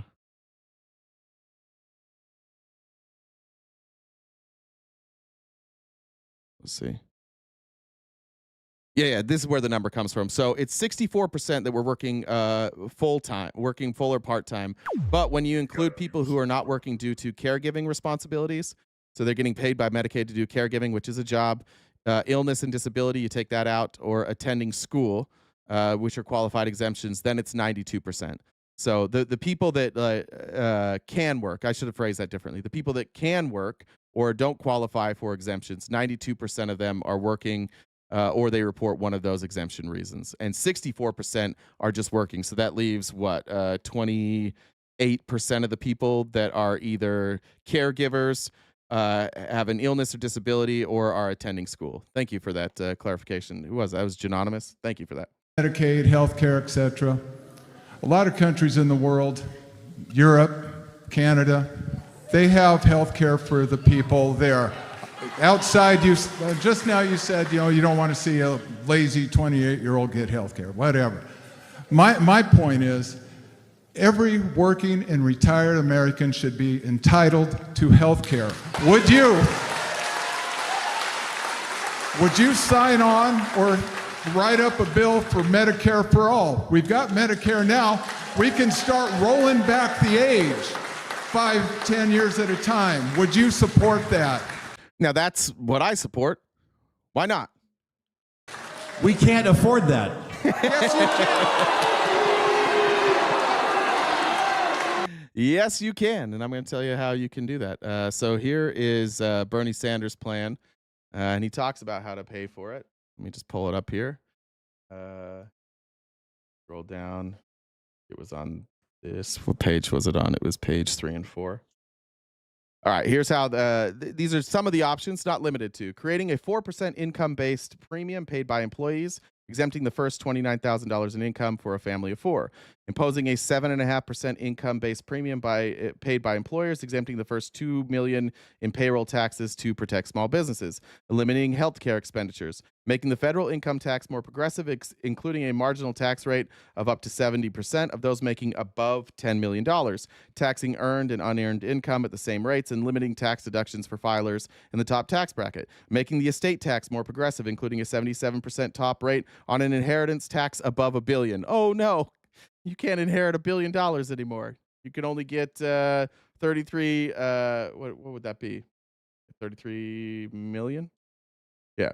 Establishing a tax on extreme wealth, closing the Gingrich-Edwards loophole, imposing a fee on large financial institutions. That's for like stock speculation, and repealing corporate accounting gimmicks. So it can be paid for. When he says we can't afford it, what he's saying is that we can't afford it right now based on our current structure. But Medicare for all is set up to be revenue neutral. And that's where you'll see Benny's saying it here, 3 words, tax the rich. That's what the crowd's saying. Why should we all have to sit here and suffer? Why can't we just tax rich people? Like, we give these rich people so many tax breaks that once they get to a certain level, like compound interest takes over and their rate accelerates. Why not? Why not just tax them more? We protected Medicaid as the safety net for those who cannot care for themselves, who are vulnerable, for those who are able-bodied and working. I will tell you this, and I cannot take any credit for it. President Trump is going to bring down prescription prices because the countries you mentioned have been paying way too little for way too long, and we've been subsidizing them. And if we... Yeah, because we have private health insurance, you fucking dipshit. We're not subsidizing them. We're subsidizing the private health care market here in the United States. We are paying too much. This is crazy. This is like if we all go, like, it's like if you go to like a really nice grocery store where like maybe you pay for privacy. So an orange is $5 instead of 87 cents. And then you go, after a while, you're like, you know what? My groceries are too expensive. So you go to all the other grocery stores and you're like, you know what? You guys have to start charging more for oranges. This isn't fair. People aren't coming to our grocery store anymore because we charge $5 per orange and you guys are charging 87%.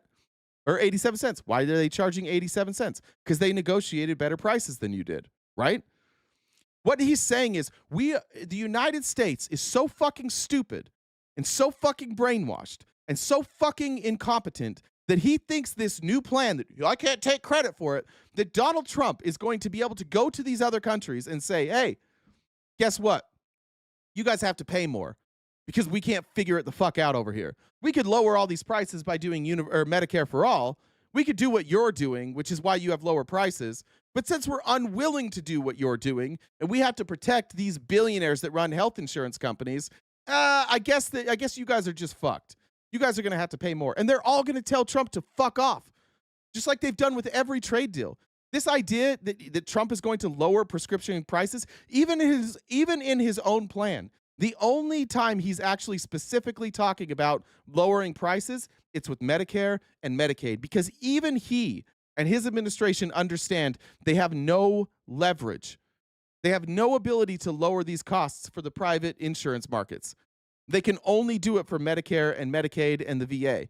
So even in Trump's own plan, it talks about specifically, we'll lower our prices for Medicare, Medicaid, and the VA, which Biden did as well. I think it's a great move. Use the leverage that you have. But do you Republicans honestly believe that other countries are going to say, you know what? That's true. It's true that our prices are lower than yours because we don't have profit. We don't have insurance companies where we have to protect their profit. So because you have that and we don't, yeah, we'll just raise our prices. Do you really think any country is going to agree to that? Mike Flood can sit up here all day long and say, like, Donald Trump promised this. But remember, Donald Trump's promise carries no weight. I mean, this is insane that we have to do this. I think it's fucking insane that we even have to explain this to you Republicans. I don't know why you don't understand it. We're the only country that does insurance this way. We're the most expensive. We get the least amount of bang for our buck.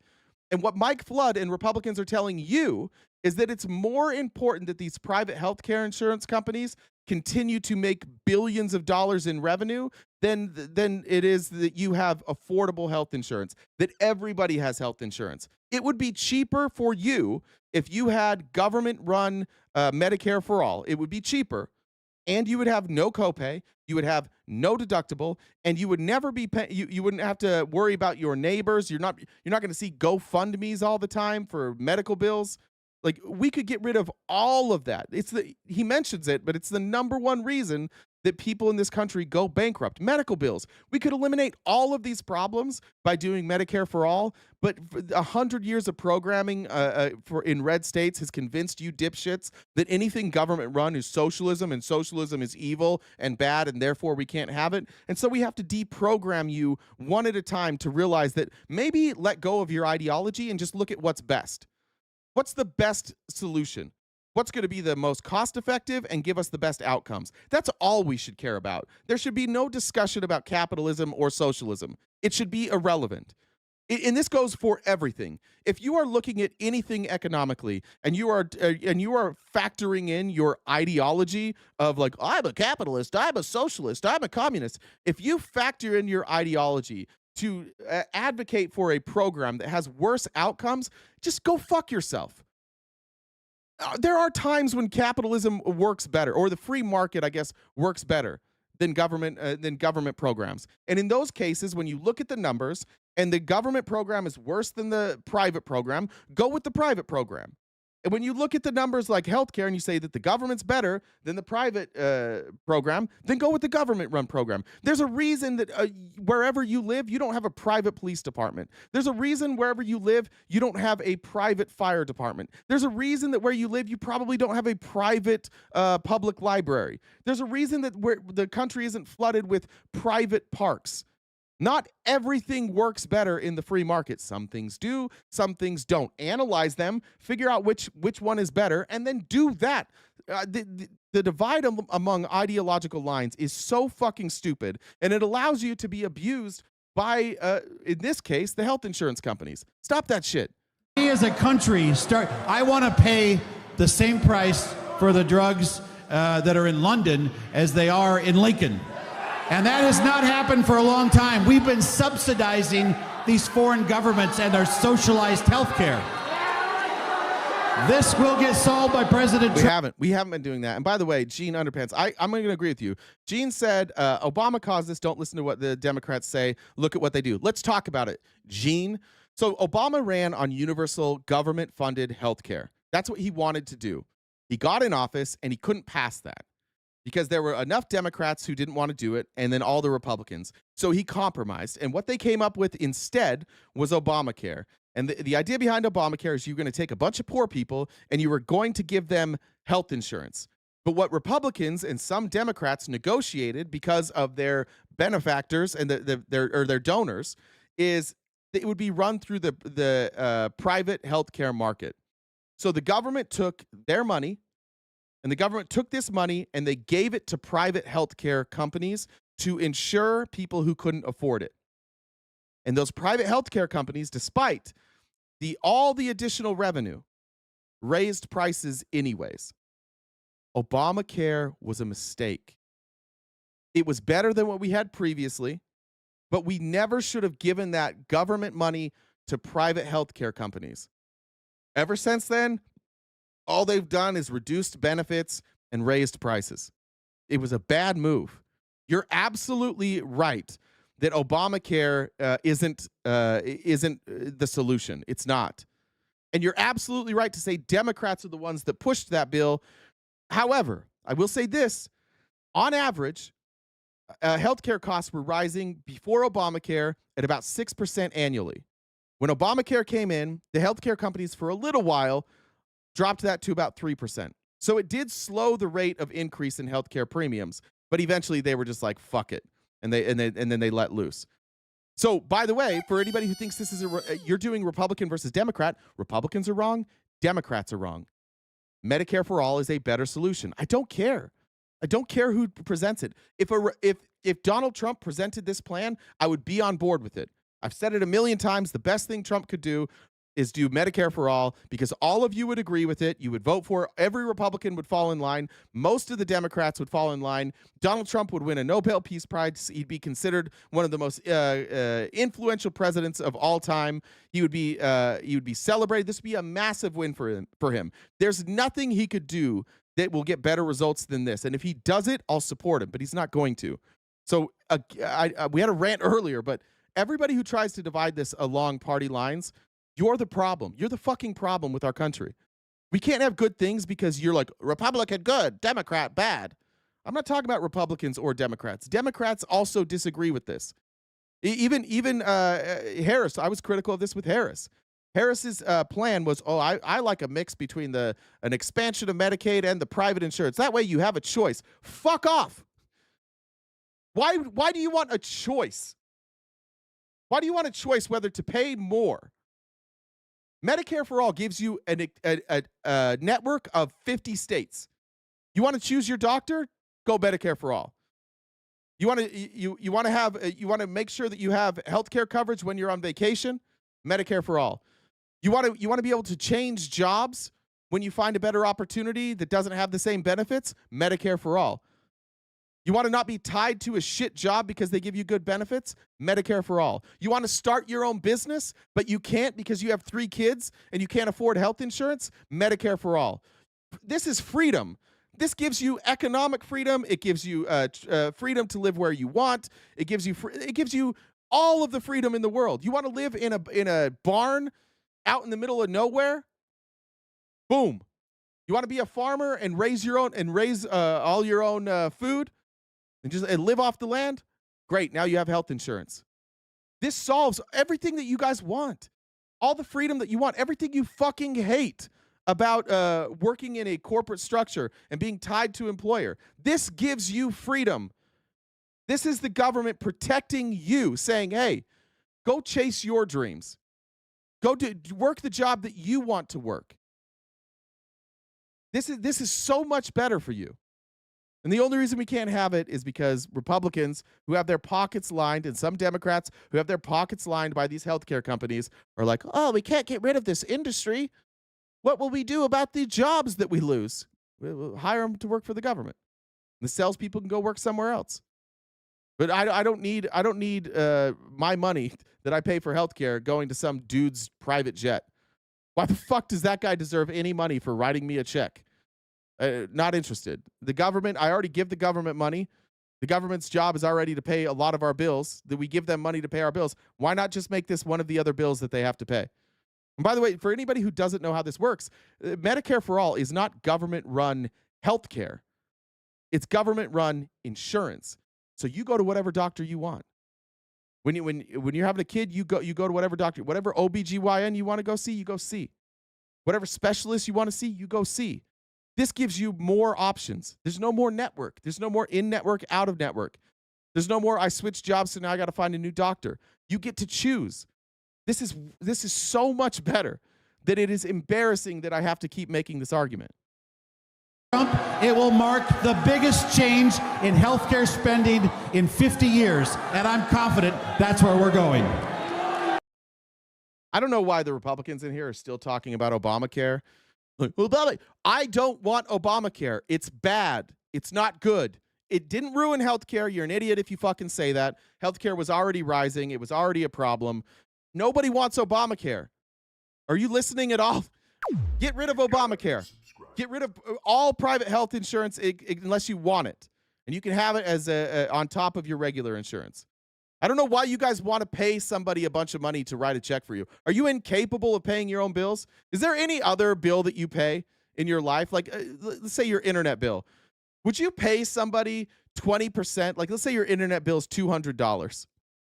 Would you pay somebody $40 a month to pay your internet bill? No, you'll just pay it. So why are you giving a health insurance company 20% to pay your bill? Why would you do that? What kind of dumb shit is that? You would never do this with anything else. You would never pay somebody 20% of the money just to write a check. If the government's paying that bill, guess what percentage of that money doesn't go towards your bill? 2 to 3% to pay for administrative costs. A private health insurance, 20 to 25%. It's a significant difference. You would never do that. You would never agree to that deal. All right, you can go watch more of Mike Flood if you want. I want to get to this. The big story this week is Pam Bondi, or I guess today. This is a distraction, of course, from the Epstein files, which Pam Bondi, obviously, just a reminder, Jeffrey Epstein is a sex predator, and Jeffrey Epstein got a sweetheart deal by a prosecutor named Alex Acosta. And despite overwhelming evidence that Jeffrey Epstein was abusing children, he pled guilty to a charge of paying for sex, prostitution, basically. And then he got, I want to say 18 months in jail, where he was in prison, and he was in a county jail, and he got work release. So every day that Jeffrey Epstein was in jail, 12 hours out of that day, he was on work release at his own home, where they were still bringing in children for him to sexually abuse. And as a reward for that prosecution agreement, Alex Acosta was named the Secretary of Labor by who? Donald Trump. And the Attorney General of Florida, who oversaw these investigations, who overlooked all of these, was who? Pam Bondi. And Pam Bondi then got what job? Attorney General of the United States. And now, even just yesterday, we have Donald Trump saying, I didn't have him killed, but a lot of people wanted him dead. So now Trump is even alluding to this idea that, you know what? He probably was killed, but it wasn't me. I swear to God, it wasn't me. I was the president. I covered, the people covered it up under me. They told me there was this video that's missing that all of a sudden is here. And given all that evidence, knowing that, like, it seems to be every player in the government who was involved in making sure that Jeffrey Epstein was not brought to justice, it seems to me that all of those people are in Trump's very close orbit, including Alan Dershowitz, his attorney, who was also accused of sexual assault of minors. And Donald Trump himself was accused by multiple people of sexually assaulting them, including a 14-year-old girl who goes by the name of Katie Johnson, who accused Donald Trump and Jeffrey Epstein of abusing them. So I just want to be clear. And now Ghislaine Maxwell, who Trump wished well, and now Trump is moving her to a minimum security facility where she will have a cush sentence for however much longer she's in jail before she probably gets a pardon. So would Fox News tell that story? No. Instead, Fox News is going to roll with another stupid fucking story. We've already done this once. Last week, it was, or 2 weeks ago, Tulsi Gabbard put out that stupid document that said that there was this great conspiracy that Obama tried to frame Trump. They said that they committed treason. We went through it on the show. You can go back and you can look at it. I forget what the name of the show is. We went back and there was nothing. There's not even a charge. What Tulsi Gabbard released essentially said, well, there was one sentence in here that you could interpret differently. Nobody went to jail. Nobody was accused of a crime. It affected nobody. There was nothing there. So before I get into this, let me catch up on comments. Jolanda said, the only time we have GoFundMe in the Netherlands is when someone needs special care in the United States. That sucks. Benny said, Dollar Train, thanks for showing Flood getting owned. 6 cents Amelia, thank you for the super chat. Lewis said, you might have mentioned it before, I missed it. Are you still doing live debates on Tuesday evenings? I'm not currently doing, that may change. Tanya said, happy Tuesday. 6 cents Amelia said, Kia Ora, good morning, RTV Talks and chat community. Check here.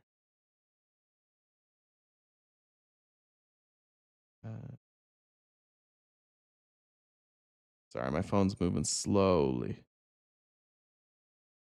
All right, and Jen's gonna eat. Oh yeah, there we go. I knew I had him. We are moving slow on that goal. Anything you guys can do to help us out with the goal? I'm going to get deep on this, and so I apologize, but we have long ways to go on that goal. Amanda said, keep up the great work. I work in corporate benefits for one of the good guys. Nothing Jay is saying is false. Thank you, Amanda.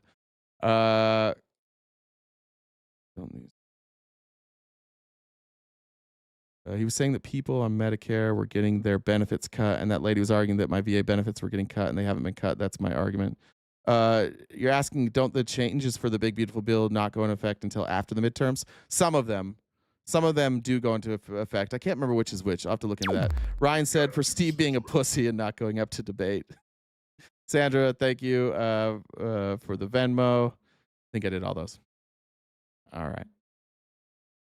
Let's jump into this. Here's Fox News now trying to distract you from literally everything. A bad jobs report, Trump clearly covering up the Epstein files, tanking economy, BRICS passing us up. So naturally, Fox News wants you to think about this. Big breaking news, and we're going to go straight to Fox News correspondent David Spunt for the details. David. Well, Will, good to be with you. This is coming out of the Justice Department. Fox News can confirm that Attorney General Pam Bondi today signed... Hey, great news. This liberal is going to talk about my hero, Joe Biden. By the way, I don't like Joe Biden. I know you're new to my program. I was very critical of Joe Biden. I think he was a pretty average president. He clearly was way past his prime. He bent the knee to corporate interests. He bent the knee to Benjamin Netanyahu. Yeah, I'm not a fan of Joe Biden. I know you're new here, but unlike you, I know this is hard for you guys to understand because you worship Donald Trump and you think we do over here. I can't speak for the average Democrat. I'm a registered Republican. Although I don't like Republicans, I'm incredibly independent. I would vote in this last election, if all was equal, if everybody had the same shot to win, I would have voted for Chase Oliver over Biden or over Harris and Trump. If all was equal, I would have voted for Chase Oliver. I didn't like Harris that much. I don't like Biden that much. I have a disdain for most corporate Democrats. I just want people to do what's right and stop being stuck in ideological worlds.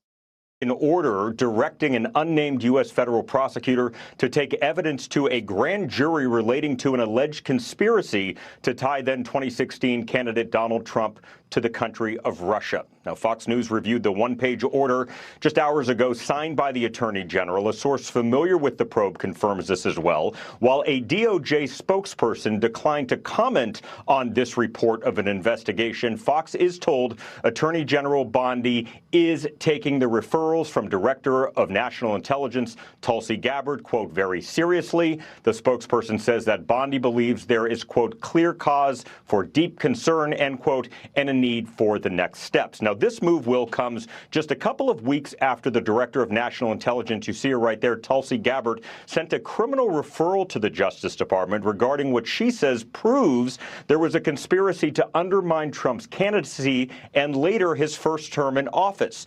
Now, to be clear today, there are no charges that have been filed, no indictments. This is incredibly early in the process. What we have here is taking evidence the Justice Department believes it has to a grand jury to secure an eventual indictment or indictments. We don't know exactly where the grand jury will meet. We don't know who will go before the grand jury, and that's by design, because grand juries determine if there's enough evidence to indict, and grand juries are secretive in the American legal system, so it's normal not to know all of the answers. All right. So there's the announcement from Fox News. Swish says, get deep, double daddy. Thank you. Essentially, Pam Bondi ordered an unnamed prosecutor, which isn't, I've seen people on the left side say that the fact that it's an unnamed prosecutor is a problem. I don't really have a problem with that. We'll know who the prosecutor is at some point. But then Republicans get trotted out and they have to defend this. And the reason I'm showing this clip is you'll see that people who are paid by the GOP to go on CNN specifically for this, and not to say that there's not people paid by the DNC, they're paid to go on CNN and on these panels and defend what the Republicans are doing. Look how difficult it is for a Republican to explain just exactly what they're alleging here. So that's my question. I know I'm here to answer questions. What's the crime? I mean, what's even the potential crime?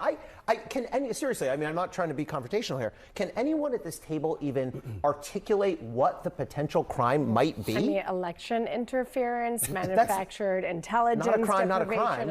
Okay, so 0 for 2, no crimes there. Voter rights, obstruction of justice, false statements. You've said a crime now. What is obstruction of justice? Ish. False statements ish. All right, now we're going to ask, like, the only thing she alleged there that would be a crime would be obstruction of justice. Which part of this is obstruction of justice? Now I'm going to explain it to you because I've went through everything. Took me like 2 hours to go through it all. I'm going to explain it to you. But watch how incapable she is of explaining what obstruction of justice charge we're asserting here. And anything the grand jury says it is. No, and to that point, let me further say with this. Most of these crimes have a statute of limitation of 5 There you years. go. That's where I was going next. So that's the problem. I mean, this is ancient history legally, right? The statute of limitations on almost every federal crime is 5 years. This stuff was 9 years ago. But there's an ongoing conspiracy, and so that could Sure. If there's an ongoing conspiracy that stretches into 5 years ago, then you would not have a statute of limitations problem. The crimes that Tulsi Gabbard has articulated, I don't know if she's a lawyer, she's definitely not at the Justice Department, are what treason and sedition. I mean, that means trying to overthrow the government and waging war against the United States. We are so far out over the edge here with this. And look. Okay, so that's the claims. Trying to overthrow the government, waging war on the government, which would be treason. That's what Tulsi Gabbard is claiming. Heather says, the skeleton walks into a bar and orders a beer and a mop. Happy Tuesday. That took me a second. Also, Sophia said, for you and Jen, thank you so much. All right, let's jump into it. So here are the claims. Now, one way to tell whether or not Republicans are serious about something is to look at who they rely on to pump out a narrative. There's a lot of intelligent Republicans who do not want their name assigned or attached to like bullshit investigations. That's why James Comer is always the person from the House that's doing the investigations, or Jim Jordan, because they are just cucky little bitches. They don't give a fuck. Like, they literally don't give a fuck. They'll say and do anything. On the Senate side, you're gonna go to Chuck Grassley. Why? Because he's a fossil. Because he can't spell and he can't read and he doesn't know what the fuck's going on. He's 90 years old. He doesn't ever do anything but speak from words that are already written for him. So naturally, the Senate Judiciary Committee is where they go, and the press release comes from Chuck Grassley. And here's what he has to say. The annex. So the annex is what they've released. It's the Durham annex. If you're familiar with the Mueller report, then you had the Durham report. And the Durham report is basically investigation into the Mueller report. Just so we're clear on how this worked out, you had the ICA report, which is what Tulsi first put out. And that was what Obama, when Obama was still in office, they put out a report as they were leaving office saying, here's what we learned from the investigation and Russia's potential interference in the election and their willingness to work with members of the Trump team. They put out that ICA report. It wasn't an accusation. There were no charges there. There was no investigation. It was just simply a report. Then from that report, you have the Mueller investigation. And that kind of like, there were FISA applications, there was other investigations that took place before, but that led to the Mueller investigation. Then we had the Mueller investigation, which concluded that members of Trump's team worked with Russia on the election. And the Mueller report also concluded that they could not exonerate Trump, but that they didn't feel they had the right to charge Trump because he was the sitting president. So they left that up to Congress. Then you had the Horowitz report and the Durham report, which essentially are investigating different parts of the Mueller investigation. And then you had a Senate report led by Marco Rubio, and you had a House report that went back and recapped all of this. Now, so that's five different investigations that have all basically come to the same conclusion, that Russia absolutely interfered in our election and they worked with members of the Trump team. Every report has concluded that. Now you have the Durham annex, which is a John Durham. He was the special counsel. This is like not included in the report, but this is a recap, if you will, of the report. Now that's what they're releasing. Now they're saying that even though every investigation has concluded that Russia did interfere, we're going to try and create some new crimes out of this Durham annex. Here's what the annex says specifically, or here's what Chuck Grassley is claiming the annex says. One, the potential election influenced by a foreign government, or sorry, this goes out over what the further details. It goes over further details of potential election influence by a foreign government regarding Hillary Clinton, false statements to the FISA courts regarding FISA renewal applications for Carter Page, the FBI's failure under the leadership of Comey to investigate intelligence that the Clinton campaign may have created the Russia collusion hoax. Meanwhile, the Comey-led FBI used the Steele dossier, a Clinton campaign creation, to obtain FISA warrants on Carter Page. All of that has been investigated already, and all of that has concluded basically that there were standards that weren't maybe all the way met, but ultimately what Durham has concluded is that they needed to change some of their policies so it was more clear. Same as the ICA report. Now here are the charges against Hillary Clinton. Here's what we want to get into. First, the January 2016 memorandum noted in part that President Barack Obama intended to scuttle, I don't know what the fuck that even means, the FBI's investigation into Hillary Clinton's use of a private email server and mishandling of highly classified information during her time as Secretary of State. Let's point out first, they're not alleging a crime here. They're alleging a scuttle, which I think what they're trying to say here is it's intended to like muddy the waters or ignore aspects of the investigation into Hillary Clinton's use of her private email server. And this references page 3. Let me pull up this document real quick. I had to download this again because Republicans, God forbid Republicans make a web page where we don't have to download this, but they want it to be difficult for you to read this. So I had to download it. But here we go to page 3. Here's the actual document here. And I've highlighted the parts that they're referencing. Is this page 3? Here's page 3. So remember, they're saying that the FBI basically tried to cover up or downplay Hillary's, what do they say, use of a private email server and mishandling of highly classified information during her time as Secretary of State. Here's what they're referencing. These reports purported communications of Bernardo, who is, I forget his first name, but his name's going to keep coming up.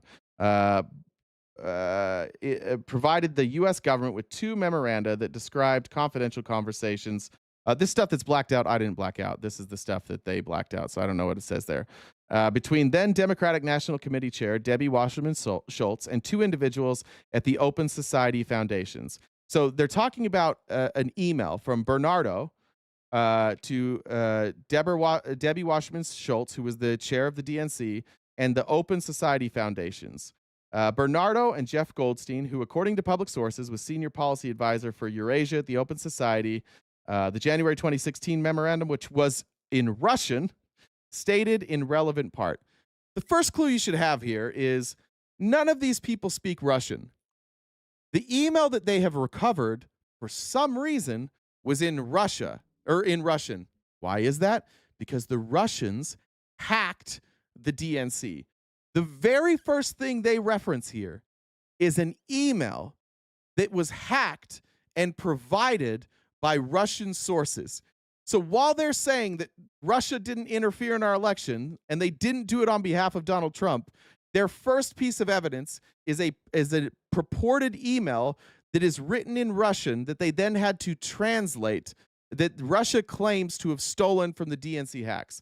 On January 12th of this year, this is the interpretation, during a confidential discussion with Jeffrey Goldstein, a representative of the Soros Foundation on Eurasia, Democratic National Committee Chairman Debbie Wasserman Schultz characterized the situation in her party in light of growing scandals surrounding Hillary Clinton as follows. Information released to the media in the last few days about FBI investigating possible corruption relating to Department of State under the leadership of Clinton, preferential treatment of donors of the Clinton Foundation caused a significant negative reaction inside the party. So these are internal documents saying, like, here that this is the possible corruption by Clinton is causing waves inside the party. At the same time, the leadership of the Tennessee Democratic Party had known about the information since June of 2015. According to Wasserman Schultz, FBI so far does not have persuasive evidence against Hillary Clinton because of the timely deletion of relevant data from mail servers. Obama has no intention to darken the final part of his presidency and legacy by the scandal surrounding the main contender from the DP, which is Democratic Party, to solve the problem. The president has put pressure on FBI Director James Comey through Attorney General Lynch, however, so far without concrete results. Somehow, the president, Obama here, is putting pressure on the FBI director to actually investigate this. I'm shocked that they're using this as their evidence. Comey gravitates toward Republicans and apparently intends to prolong the investigation so that the scandal would keep going until the presidential election to jeopardize the chances of the Democratic primary or the Democratic Party to win the presidential race. This March 2016 memorandum was in Russian. So we're clear there. So that's their first claim. Again, let me go back to this document here. Again, they're saying that Obama intended to scuttle the FBI's investigation into her use of the private email server. This email doesn't say any of that. Did anybody in here read anything that says Obama was trying, in this email, that Obama was trying to cover this up? Does anybody see that in there? Anybody see a crime here? Let me move this over here so I can both. All right. The memo stated in part that the Democratic Party's opposition is focused on discrediting Trump. Among other things, the Clinton staff, with support from special services, is preparing scandalous revelations of business relations between Trump and the Russian mafia. Now we're into a weird spot where what we're talking about here is in this memo on page 4, and I'll get down here. It's this part. This is what they're referencing. That they are saying that that the Democrats are focused on discrediting Trump. Yeah, that's what you do in elections. You discredit your opposition. That's not a crime. You're allowed to do all of that. They're not even. What's crazy about this is they're not even alleging any crimes in any of this. They're just saying that, like, oh, the Democrats didn't want Trump to win. Okay. Here's what it says. A two-pronged Democratic Party opposition is focused on discrediting Trump through debates and propaganda activities based upon his weak points, such as his uncontrollable temperament, questionable instances in business dealings, absence of diplomatic skills, lack of political experience. This is called opposition research. This is totally legal. Obama doesn't seem to be involved in this at all. This is just her campaign. You're allowed to do this. Trump was doing the same thing. When Trump was making up lies about Ted Cruz, when Trump was making up lies about Hillary Clinton, when he was bringing up things that were true about Hillary Clinton, none of that's illegal. You're allowed to talk about things in a campaign. You're allowed to do opposition research. All of this is legal. Among other things, the Clinton staff, with support from special services, is preparing scandalous revelations of business relations between Trump and the Russian mafia. I've covered this. There were a ton of business transactions between Trump and the Russian mafia. It's very, like, they lived in Trump Tower. They bought their apartments from Trump. They lived in his building. When they were raided by the FBI, that took place at Trump Tower. If you're running against Trump, of course you're going to talk about that. Of course you're going to bring that up.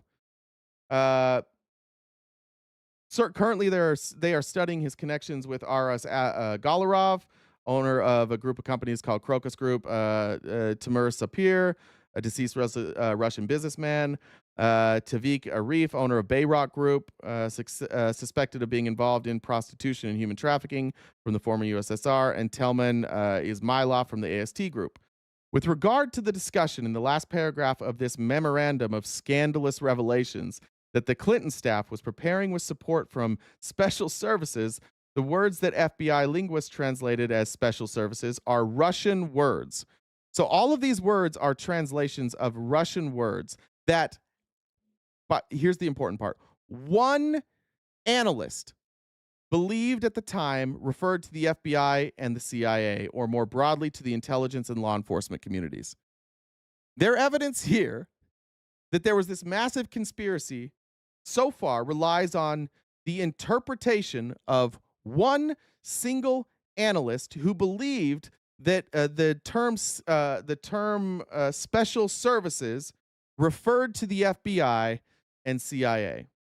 Another analyst, caveating it that it was speculation, said that perhaps the phrase special services in this context could refer to the Trump dossier author Christopher Steele, who, according to media reports and Steele's own testimony in UK legal proceedings, formerly worked as an intelligence professional for the British government. In addition, the office had determined that at the time of this memorandum, Glenn Simpson's firm, Fusion GPS, was in fact preparing open source opposition research regarding Trump's ties to Russian oligarchs. Now we've got an even bigger problem, because in the first release of the ICA report, what they lean on is that the Democrats were overly leaning on Christopher Steele's research, which is not illegal, and there's no crime there. So now what they're doing is at the same time that they're saying that that they were relying on Christopher Steele, they're also citing one analyst who says that this could be the FBI or the CIA. So they're arguing two different points here. They're arguing that they relied too much on Christopher Steele, and then they're saying, but when they're referring to Christopher Steele, what they're actually referring to is the FBI and the CIA. The next claim here, I'll pull this back up.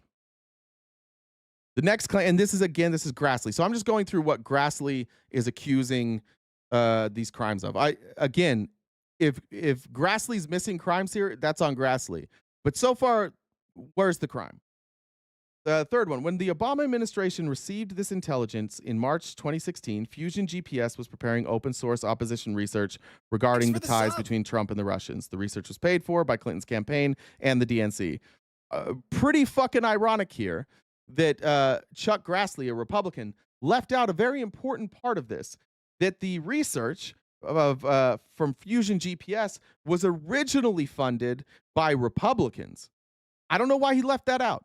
It was paid for by the DNC. It was paid for by Clinton's campaign, and it was paid for by the Republican Party. It started when the Republicans hired Fusion GPS. Christopher Steele picked up where Fusion GPS left off when the Republicans said, we don't need you anymore.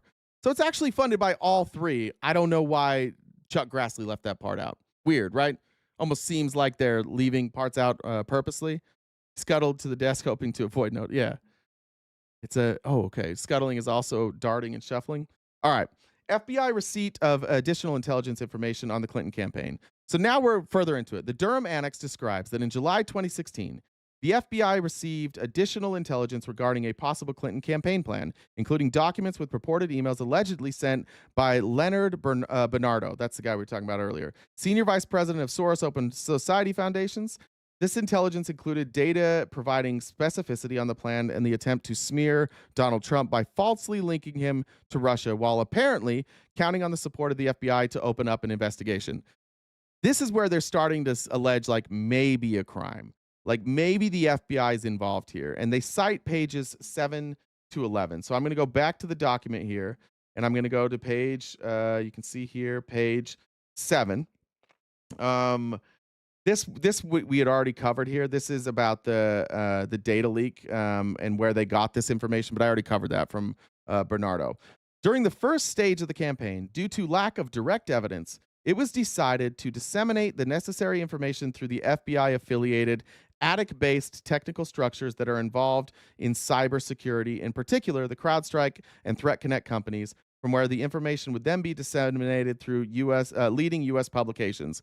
This is pretty fucking damning for Chuck Grassley here, because they're alleging that this information was funneled through the FBI, but in their own notes they say that this was funneled through CrowdStrike and Threat Connect companies, private contractors, not the FBI. In the document, it doesn't say that this was funneled through the FBI.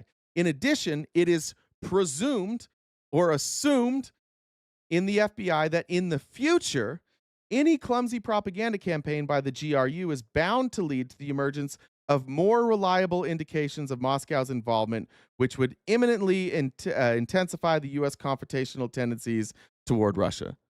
No accusation there of any wrongdoing. We're still just doing opposition research here.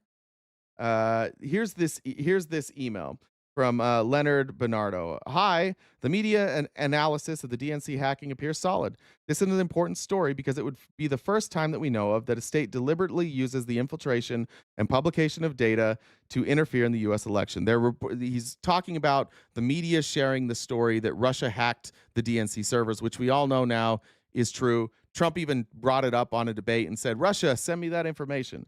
At the same time, politicization is on the table. I have been a bit surprised that nobody has mentioned this 18-month-long story yet in their analysis and makes explicit reference to U.S. elections at the end. Julie says it will be a long-term affair to demonize Putin and Trump. Now it is good for a post-convention bounce. Later, the FBI will put more oil into the fire. Outcome is far from clear, as Americans are more keen on their own woes, and Hillary is hardly good-looking as far as credibility is concerned. Anyways, things are ghastly for U.S.-Russian relations. Does this go through 11, I think? Let me make sure. I think it goes through 11. Yeah. The email attached the following English text in a document, which appears to be another email from Bernardo bearing the date of July 27th. Here's another email. By the way, this email came through not in Russian, in English. This email, again from Bernardo, they only have a copy of it in Russian. And that's going to be important. Remember this, that they have all these emails because Russia claimed that they hacked them. And then what they went through is they went and they got access to all these emails. And they compared what Russia presented and what they had evidence for. So they went through, including Bernardo and everybody that's, whoa, I just froze. That's not good. Jen, is it frozen on your end too?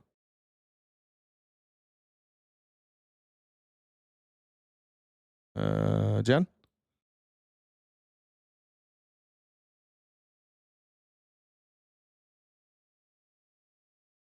What do we got here? Jen?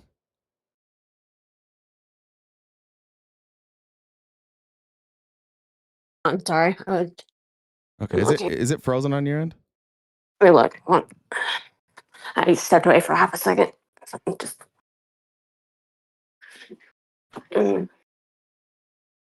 Yeah, it looks frozen. Wonder if it's just my camera. Can you guys in the chat, will you just put a thumbs up if you can hear me? I'm just gonna plug and unplug the camera and see if that fixes it. It looks like they can hear you. Okay, so it's not the internet. Let me just unplug the camera and plug it back in here. See if that fixes it. Let's see. That is a terrible freeze frame. Yeah, I mean, it could have been better. That's tough. This. There we go. I think we're probably back now. That looks good. All right, I think we're back. Okay, I just had to reset the camera. Sorry about that, guys. All right. So I don't remember where I was, but this email comes through in Russian. Some of the emails they have in English, but this is one of the emails that they can't seem to verify. So all the other emails that we have, they're able to verify, and they're able to find on Bernardo's end, they're able to find that he had sent these emails. This email, which is from Bernardo and then went to, I don't remember exactly who this one's to. Let me see if I can remember who this one's to. I don't remember who he sent this to. I want to say it was Wasserman Schultz, but I'm not 100% sure. It may be down here further. This one, they can't find any evidence of. Nobody who allegedly got this email has any record of having this email. They go through their email servers, and again, this is the FBI, so they can recover deleted emails. Nobody has a record of this email. So this email, which is translated from Russian, says, HRC Hillary Rodham Clinton approved Julia's idea about Trump and Russian hackers hampering U.S. elections. That should distract people from her own missing email, especially if the affair goes to the Olympic level. The point is making the Russian play a U.S. domestic issue. Say something like a critical infrastructure threat for the election to feel menace, since both POTUS and VPOTUS have acknowledged the fact IC would speed up searching for evidence that is regrettably still unavailable. However, there seems to be signs GRU penetration, Krylik 2.0 VPN, Elite VPN, Felix Edmunovich, they appear hardly skilled, incompetent, bumbling idiots, as SMB called them. In absence of direct evidence, CrowdStrike and Threat Connect will supply the media, and GRU will hopefully carry on to give more facts. This is where we run into a problem here. This is what they're relying on. According to now this is not the email. This is now back to the Durham annex. This is Durham's word. The office interviewed numerous FBI personnel who were involved in Crossfire Hurricane or related intelligence efforts to determine whether they could shed light on the potential reliability or unreliability of the information about the possible Clinton campaign plan. certain something analysis, I'm assuming that's FBI or CIA or I don't know, if for some reason that's blacked out, and officers whom the office interviewed and who were well versed in sensitive intelligence collection stated that their best assessment was that the Bernardo emails were likely authentic. Certain. Just some of them said they're likely authentic. Multiple analysts, however, noted that the Russians had, in fact, hacked Bernardo's emails. Some analysts also noted it was possible, however, that the Russians might have fabricated or altered purported U.S. emails.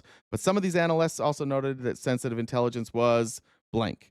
In addition, the office obtained records from a number of nonprofit organizations and think tanks that, as noted above, were the victims of hacks by Russian intelligence to determine the accuracy of the sensitive intelligence and whether, in fact, they're reflected an actual plan by the Clinton campaign. These included, among others, the Open Society Foundations, the Atlantic Council, the Carnegie Endowment for International Peace, and the Center for a New American Security, collectively the think tanks. So these are all the people who would have gotten this email. So they were able to, Durham was able to go back, subpoena all of their emails, and get a record of all of their emails. Everybody who would have got this email, he got access to their emails to see if they could find any evidence that this was a real email that Bernardo had sent. Notably, the office was unable to locate in the records from the think tanks any exact versions of the Bernardo emails. None. They couldn't find any evidence that this email existed anywhere outside of the Russian leak. The office did, however, identify certain emails, attachments, and documents that contain language and references with this exact same or similar verbiage to the materials referenced above. So they did find other emails where some of this stuff was mentioned, which makes sense. Like if Russia's going to create a fake email, it would make sense that they would use language, right, that Bernardo had used before. For instance, on July 25th, the same date as one of the emails purportedly from Bernardo, Tim Maurer, a Carnegie Endowment cyber expert, replied to an email asking for Maurer's opinion on an article titled "The Hacks We Can't See. All Signs Point to Russia Being Behind the DNC Hack," which turned out to be true. Maurer began by stating that the author is very good and thoughtful. Maurer then wrote the following, which contains certain language that also appears verbatim in the email attributed to Bernardo on the same date. So their evidence here is that there's this other person, Tim Maurer, don't know how to say that Tim Maurer, who knows Bernardo, used some of the language that is in this language or in this email from Bernardo. That's their evidence.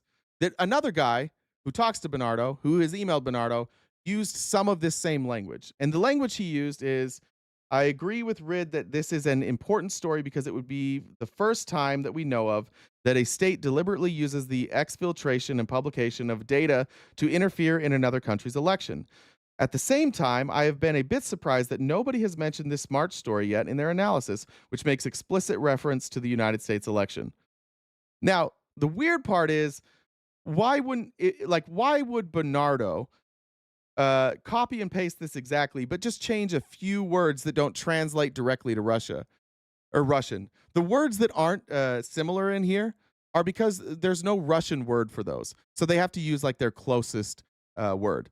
But that's the evidence that the Republicans are pointing out now, is that there's an email that Bernardo allegedly sent, which, by the way, doesn't show any evidence of a crime. Just point that out. Even this email doesn't show that they committed a crime, because in order for them to commit a crime, you would have to have Hillary Clinton, who at the time, remember, did not work in the government. I think she had stepped down at that point, right? She was no longer Secretary of State. I want to double check that. Hillary Clinton, Secretary of State. I don't remember what year she stepped down. State year. She stepped down in 2013. Yeah, so this is 2016. So yeah, she wasn't working for the government for 3 years at this point. So in order for the government to be involved in smearing Donald Trump, you would have to have some involvement from the FBI here, or the CIA, or Obama, or literally anybody who worked in the government. Even Wasserman Schultz was just the party chair. There are no government officials here. So none of this is a crime. None of this is a conspiracy. This is a campaign.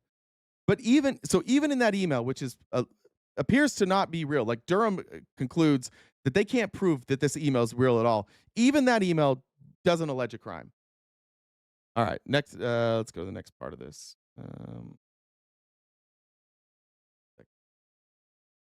Where is that? Let me get back to, where is it?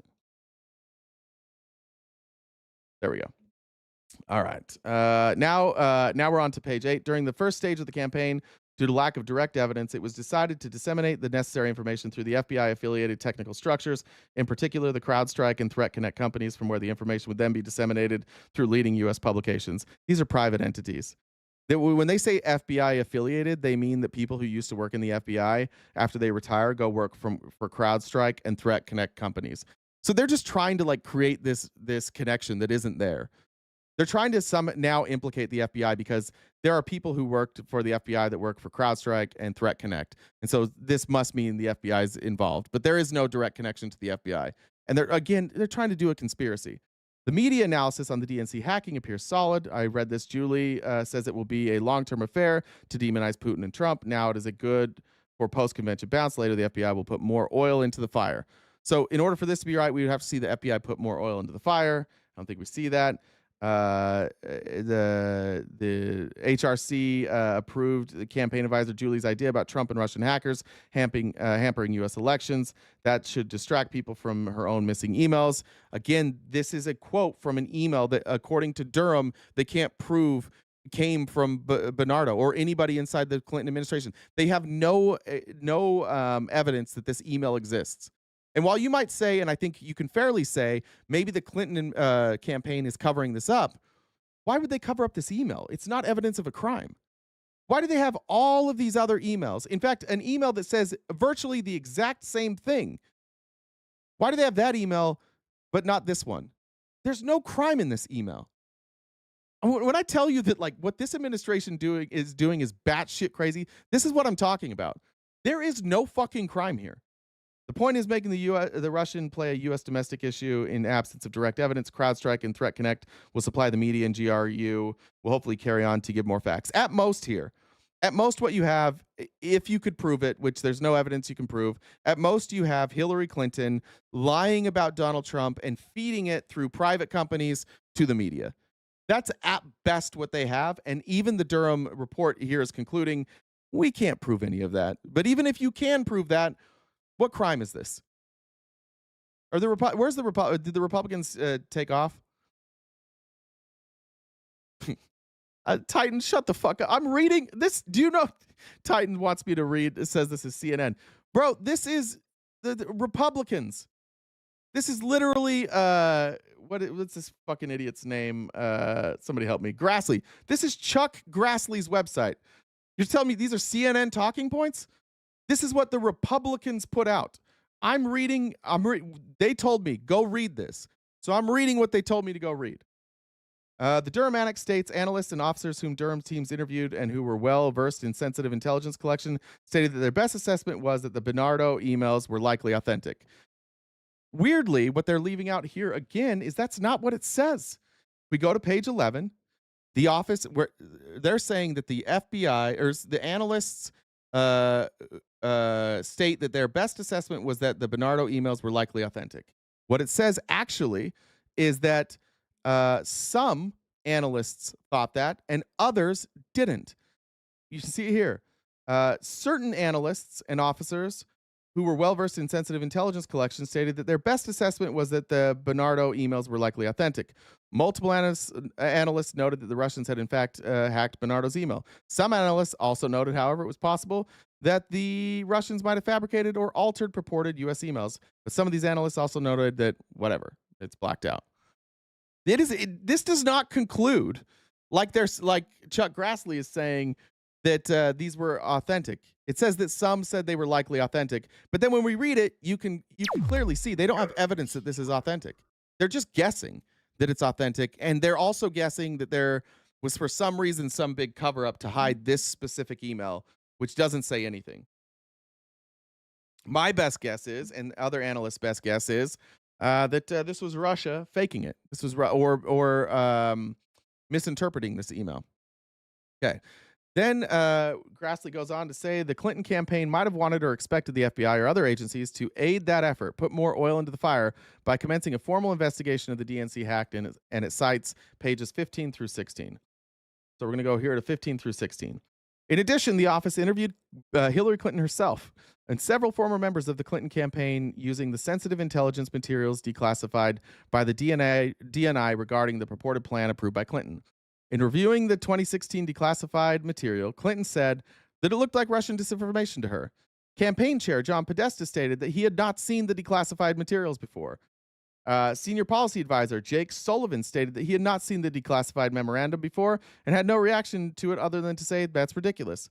Although admitting that the campaign was broadly focused on Trump and Russia, which of course they're running against Trump, of course they're focused on Trump and Russia, Sullivan could not recall anyone articulating a strategy or plan to distract negative attention away from Clinton by tying Trump to Russia, but could not conclusively rule out the possibility that apparently somebody had a plan. Communications director Jennifer Palmieri stated that she had never seen the memorandum before, found its contents to be ridiculous, and could not recall anything like this related to the campaign. Palmieri stated that Podesta, Sullivan, Mook, and herself were aware of a project involving ties between Trump and Russia being conducted by Perkins Coie. I think that's Cole, not Coy, but Palmieri did not think that Clinton was aware of it, nor did Palmieri receive any direction or instruction from her about it.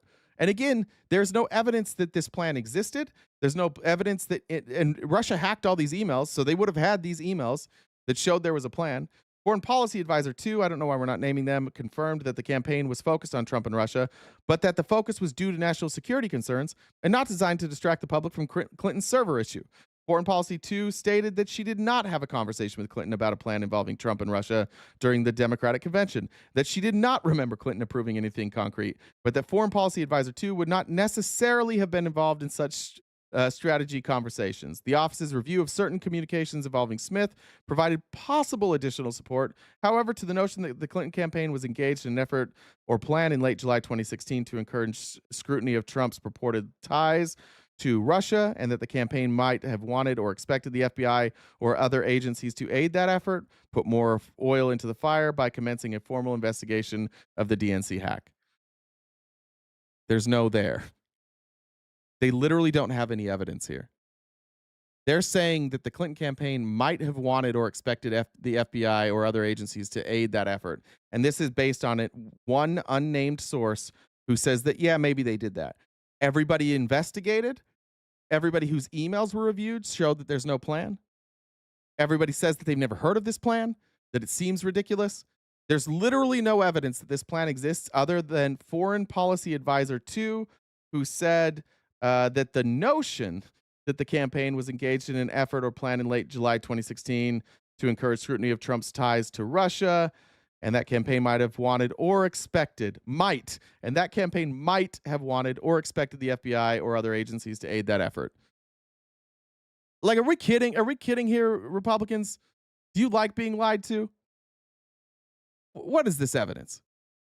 All right, then I'm going to go back to Grassley's for your communications. The Durham team provided additional support that the Clinton campaign was engaged in a plan to tie Trump to Russia, and that the campaign wanted or expected the office of the vice president, the FBI, or other parts of the intelligence community, like the State Department's Bureau of Intelligence and Research, to aid that effort. And they cite pages 16 to 17. So what pages 16 and 17 are supposed to tell us now is that the Clinton campaign was working with the vice president, the FBI, or the State Department to provide support for this or to cover. So here's page 16. In addition, on July 25th, 2016, the same day as the purported email from Bernardo saying that Julie says it will be a long-term affair to demonize Putin and Trump, later the FBI will put more oil into the fire, Smith had the following text message exchange with this unnamed policy advisor. From the unnamed advisor, can you see if special assistant to the president and National Security Council member will tell you if there is a formal FBI or other investigation into the hack? Probing here. Can you reaching out to Julianne? Will you just tell us if there's a hack or an investigation into the hack? Julianne says she won't say anything more to me. Sorry, told me she went as far as she could. So the Clinton campaign here saying, I don't really have any information there. Do you have others who might?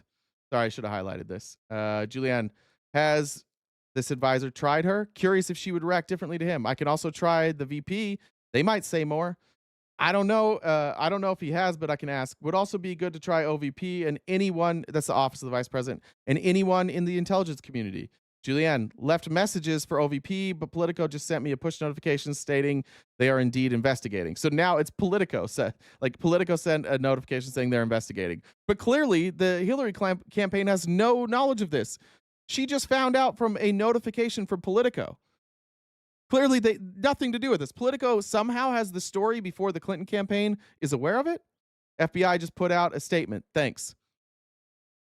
So they're not aware? Looks like the FBI didn't tell the Clinton campaign and weren't working with them. The office's best assessment is that July 25th and July 27th emails that purport to be from Bernardo were ultimately a composite. Remember, this is Durham's conclusion. Now Durham is saying that these emails were a composite of several emails that were obtained through Russian intelligence hacking of U.S.-based think tanks, including the Open Society Foundations, Carnegie Endowment, and others. They are concluding right here on page 17 that the emails that they're citing from Bernardo that prove that there was some plan are a composite of several emails, meaning it's made up. It's not a real email. They literally made up an email, basing it on a composite of other emails, putting it together to make it look this way. Indeed, as discussed above, language from Tim Maher's email on July 25th is identical to the language contained in Bernardo's email. Furthermore, given Smith's extensive context in the think tank community, her public role as a foreign policy advisor for the campaign, and her communications with think tank colleagues regarding Trump, it is a logical deduction. Now we're doing logical deductions that Smith was, at a minimum, playing a role in the Clinton campaign's effort to tie Trump to Russia, which, again, that's not illegal. The Clinton campaign can do anything. They can spread the narrative that Trump was tied to Russia, which, by the way, turned out to be true. Indeed, Smith's July 27th email to her think tank colleagues regarding Trump, Russia, and NATO, the day after candidate Clinton allegedly approved a plan to tie Trump to Russia, certainly lends at least some credence that such a plan existed. Okay, remember, there's no evidence that this plan exists. So they're using these emails where Smith has no clue if there's an investigation, and during this conversation gets an alert on her phone from Politico that says, holy shit, the FBI is investigating, which she didn't know about. So there's no evidence that a plan exists. Then they show these messages showing that she's saying, like, I don't know, nobody will talk to me. Then she gets a notification saying, oh shit, the FBI is doing something. And they want you to believe that there is a plan and that this was all coordinated somehow through Hillary Clinton to the FBI. Like, what are we doing here? I don't even know why Republicans are putting this out, other than they know you won't read this. Republicans, they absolutely know that you're not going to read this because you're lazy. And this, nobody will ever be charged for this. And what all these people, what I wish Democrats would do is answer these subpoenas and show up. And I hope that Democrats say, we will come and we will testify before Congress, but only if it's public. Because Republicans are going to ask for this to be behind closed doors. And they're going to claim that it's because this information is classified. But the stuff that's not classified that I'm reading right now, you could discuss. There's literally no crime here. This is all to get you distracted from the fact that Trump's covering up the Epstein files and the economy's tanking. But like, again, I don't know what Grassley's doing here. He's just too old, and they're using and abusing him. It's a little bit sad. It feels like elder abuse. He's on his last legs, and they're like, the Republicans, the Trump team's like, ooh, what dipshit could we get to put this out? They're like, Grassley, he doesn't fucking know what's going on. Let's just go to Grassley. All right, we got that. Yeah. Okay, almost done. According to the Durham Annex, following the receipt of this intelligence, multiple high-ranking U.S. officials were briefed on the matter, including on August 3rd, 2016, briefing in the White House by CIA Director John Brennan to President Obama, Vice President Joe Biden, DNI James Clapper, FBI Director Comey, and others. As described in Durham's unclassified report, ultimately, the CIA sent the FBI an investigative referral that included the purported Clinton campaign plan. This is on page 18. This is really the only thing that I have questions about because it's not included here. In the days and weeks following receipts of the sensitive intelligence from T1, multiple high-ranking U.S. officials received reports and briefings conveying or summarizing, among other information, the intelligence concerning the purported plan by the Clinton campaign. For instance, on August 3rd, during a meeting with the White House, those people I just mentioned, Brennan's handwritten notes that they were able to obtain from that meeting said, we're getting additional insight from Russian activities.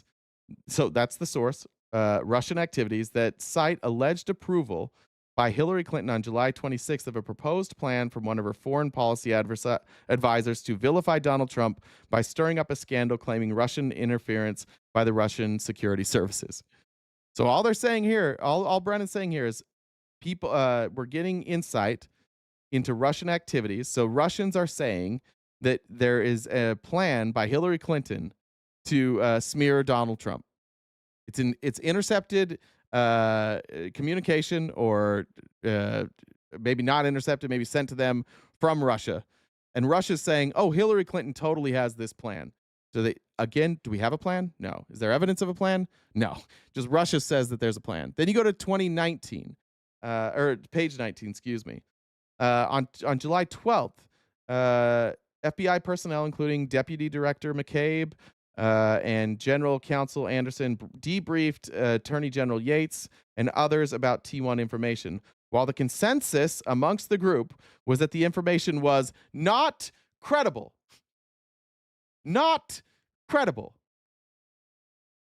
Consensus among the group that this information where Russia's saying there was a plan was not credible.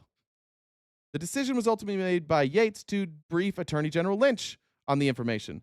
Then on August 10th, after receiving the initial reports from T1, McCabe and Anderson provided a defensive briefing to Attorney General Lynch regarding the T1 information. McCabe and Anderson gave the Attorney General copies of the January and March reports to review. For unknown reasons, Lynch was not shown the July 25th and 27th emails describing the plan by the Clinton campaign to link Trump to Russia. Why? Because they can't, because those emails are fake. Because they can't prove that those emails are real.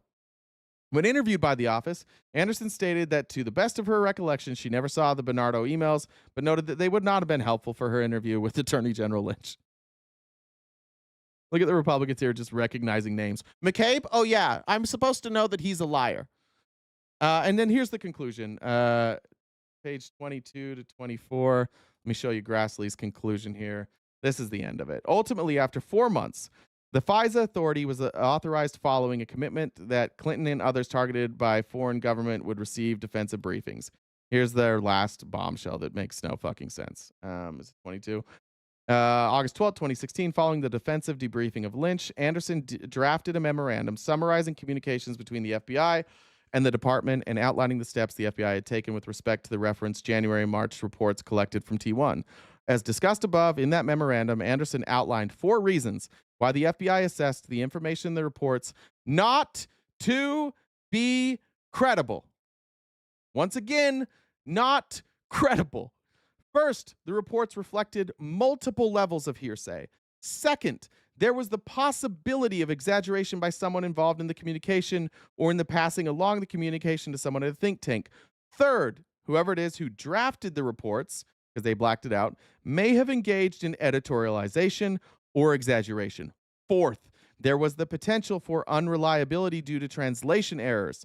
The FBI's assessment of the reports conflicts with that of the CIA, which, as noted above, assessed the information to not be the product of Russian fabrication.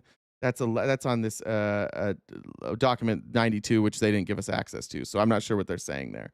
In short, neither the office nor blank have been able to determine definitively whether the purported Clinton campaign plan was entirely genuine, partially true, a composite pulled from multiple sources, exaggerated in certain aspects, or fabricated in its entirety. Nonetheless, the late July 2016 sensitive intelligence, which a senior intelligence official with significant and detailed knowledge of the sensitive intelligence collection described as really concerning, immediately made its way up to the CIA headquarters. Director Brennan similarly appears to have recognized the significance of the information as evidenced by his briefing with the president, vice president, and attorney general, DNI, the director of the FBI, and other high-ranking government officials within a matter of days. I dare any of you Republicans who just read any of that to tell me what crime was committed. What's the crime? So now we have to start thinking, like, why are they doing this?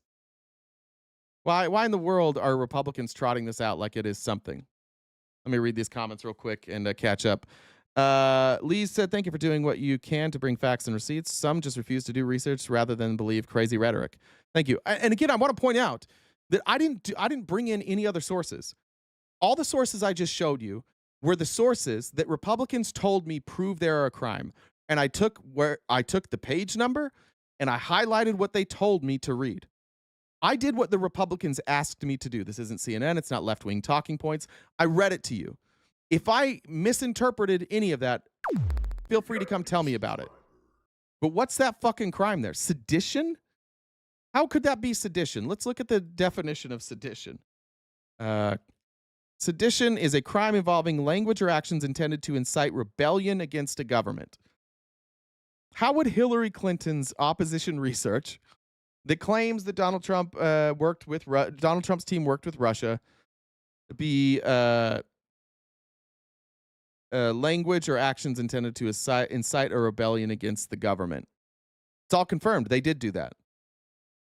Seditious conspiracy, however, which would be a specific crime, which is 18 U.S.C. 2384, involves two or more people conspiring to overthrow, destroy, or oppose the government by force. Donald Trump wasn't the government. They didn't conspire to overthrow, destroy, or oppose the government by force. It's not sedition. In fact, they don't even claim that it's sedition. It's so fucking embarrassing that we have to cover this. It's embarrassing that Republicans put this out. And it's embarrassing that some of you sat through that, and you're going to walk away today like, yeah, there's probably a crime there, though. Tanya said, trying to help with the goal. Thanks, Tanya. Lisa said, I told a joke on a Zoom meeting at work today. Nobody laughed. Turns out I'm not even remotely funny. I like that. Thank you. Let me check messages here, too. And from Jen.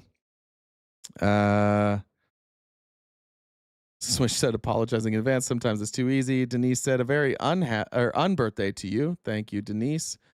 Did I get that one? I think I got that. Izzy, thank you for joining the Dollar Train. I want to read my face here. Amber says, thanks for all you and Jen do. Yaya Washington said, if there was a Lord doing the work, thank you. It wasn't me, said Stephen Miller, gold medaled in scuttling. He is a scuttler. Scuttling seems like what a cockroach does. And in that way, I do believe that applies to Stephen Miller. Let me do this. And we have different numbers. Jen, is that number up to date? Am I? Yeah. Oh, there it is. Sorry. One. I looked at the wrong number. My bad. I was like, there's no way that's right. I looked at the first number you sent me. Do this. Yeah. All right, go ahead and do your announcements real quick, and then where are we at? 12:15. So Jamar sent a Venmo saying, we can't find it, but clearly there was a crime. Yeah, well. that's essentially what it is. We can't find any evidence that there's a crime, but there's got to be. There just has to be a crime here. Couldn't possibly not be a crime. Yeah, I guess that makes sense. So, so Jay's updating that gift goal number at the top left-hand corner. Looks like 110 left. You said you're gonna probably go late. I'm gonna probably be ducking out here in. Oh, that's right. 15 minutes to take Spawn to the dentist. So if you guys could help us, I don't know what time he's gonna end, because I'll be listening, but I won't be watching closely. So if you guys could help us knock out that remaining balance, that would be awesome. This is our job. We do this each day, Monday through Friday, from 9:30 a.m. to 1 Pacific Standard Time. If you haven't subscribed to us already, please do so. On Twitch, you can use your Amazon Prime sub.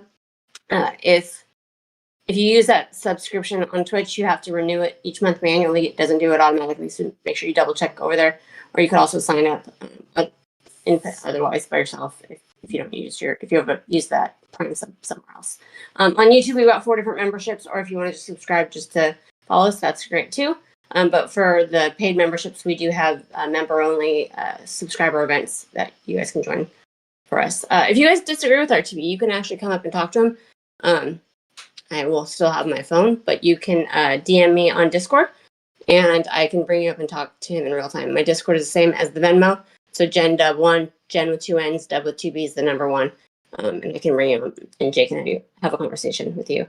Check out our link tree. We're on most social media platforms. We've got merch. And we also, Jay's on Cameo, and we upload all these episodes to Spotify. I did go look. So we've got, for the partner thing for Spotify, it looks like we hit 1,000. We're at 1,000 watch hours currently. We need to get to 10,000. And then we also need to have 2,000 individual people go check out our Spotify stream so that we can join their partner program. So if you guys wouldn't mind checking out our Spotify link and our link tree, go over and do that. That would be cool. Tim, thank you for joining the Dollar Train. And so a cowboy walks into a saloon wearing a paper towel as a bandana. Okay. The barkeep says, "Hey, you can't be in here. You got a bounty on your head."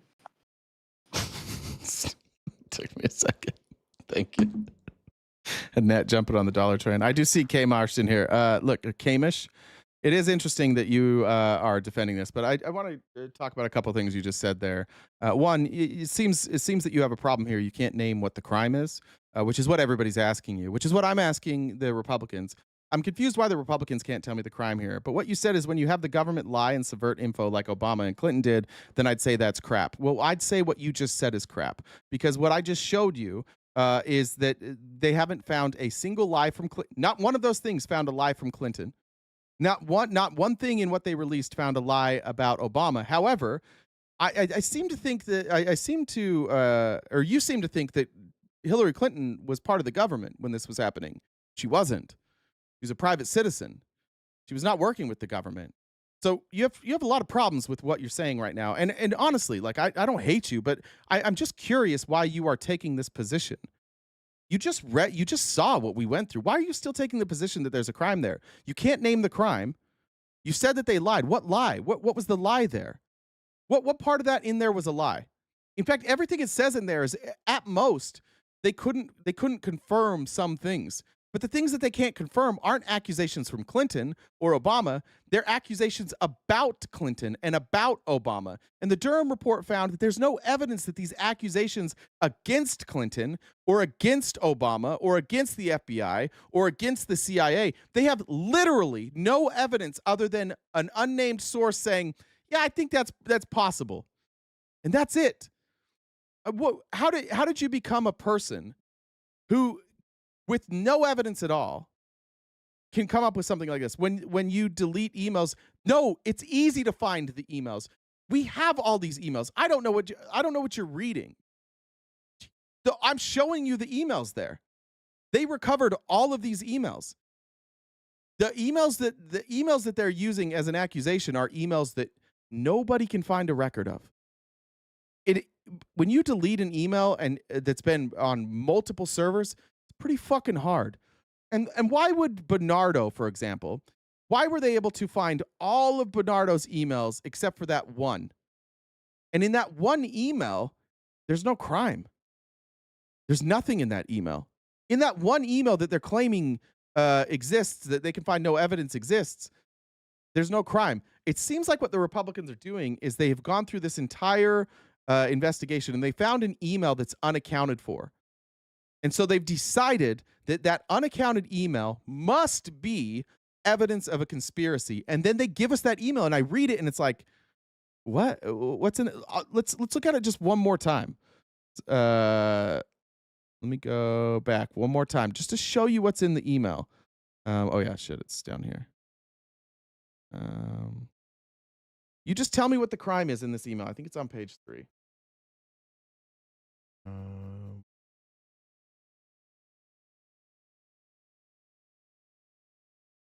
Okay, here's the email. I'm going to give you a chance, KMK. Just tell me what the crime is in this email, because this is what this all revolves around. Hi, HRC approved Julia's idea about Trump and Russian hackers hampering U.S. elections. That should distract people from her own missing email, especially if the affair goes to the Olympic level. I don't know what that means. The point is making the Russian play a U.S. domestic issue. Say something like a critical infrastructure threat for the election to feel menace, not even using English correctly, since both POTUS and VPOTUS have acknowledged the fact that IC would speed up searching for evidence that is regrettably still unavailable. However, there seems to be signs GRU penetration, Krylik, 2.0 VPN, Felix Edmunovich. They appear hardly skilled, incompetent, bumbling idiots, as somebody called them. In absence of direct evidence, CrowdStrike and Threat Connect will supply the media, and GRU will hopefully carry on to give more facts. Can you just tell me what the crime is here? Because this is the only email that's deleted. What's the crime? You said this email that was deleted is evidence of a crime. What is it? What's the crime here?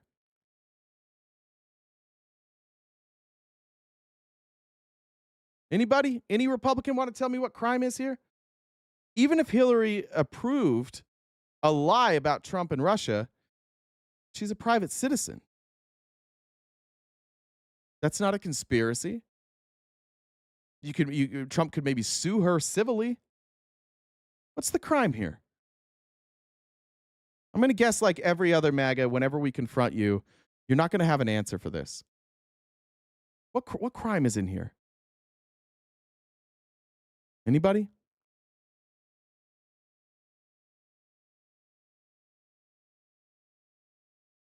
Oh, is that MAGA wins? Dude, you're a psycho. I forgot about you. I think you're the guy that wanted to talk about like 9/11, right? Well, I can't say what was deleted, but I never smashed my phones. This is what was deleted. This is what is deleted. By the way, every email that was deleted from Hillary Clinton's State Department email was recovered.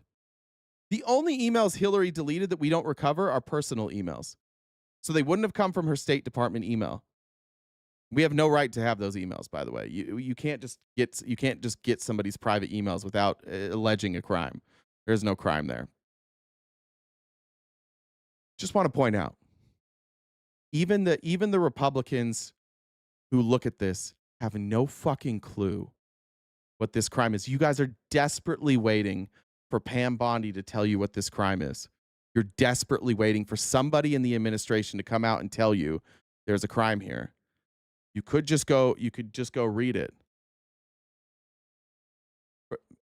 Pam, this is what you guys released. This is Republicans' proof of Hillary Clinton's crime. Now she's moved. Now Hillary has committed a crime, but the Republicans are lying to us, and the Republicans are also hiding the evidence that Hillary Clinton committed a crime. So Republicans here are trying to charge Hillary and Obama with a crime by releasing evidence where they're purposely not showing you the evidence of Hillary and Obama committing a crime.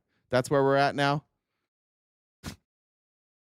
Crazy. All right. I think we've sufficiently pulled your pants down. We can move on now. I think it's pretty clear here that none of you can point to a crime. And by the way, nobody on CNN, nobody on Fox, no Republican can tell me what crime was committed here.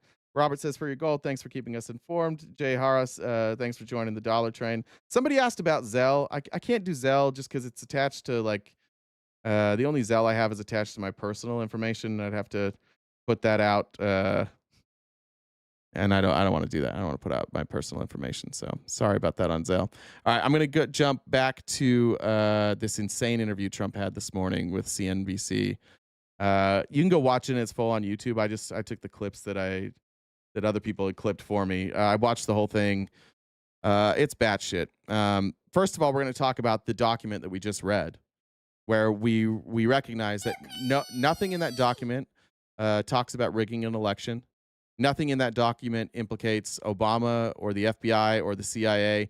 At most, it shows that Hillary was using opposition research publicly in the media to try and convince people that Donald Trump and his team worked with Russia, which we now know at least his team did work with Russia.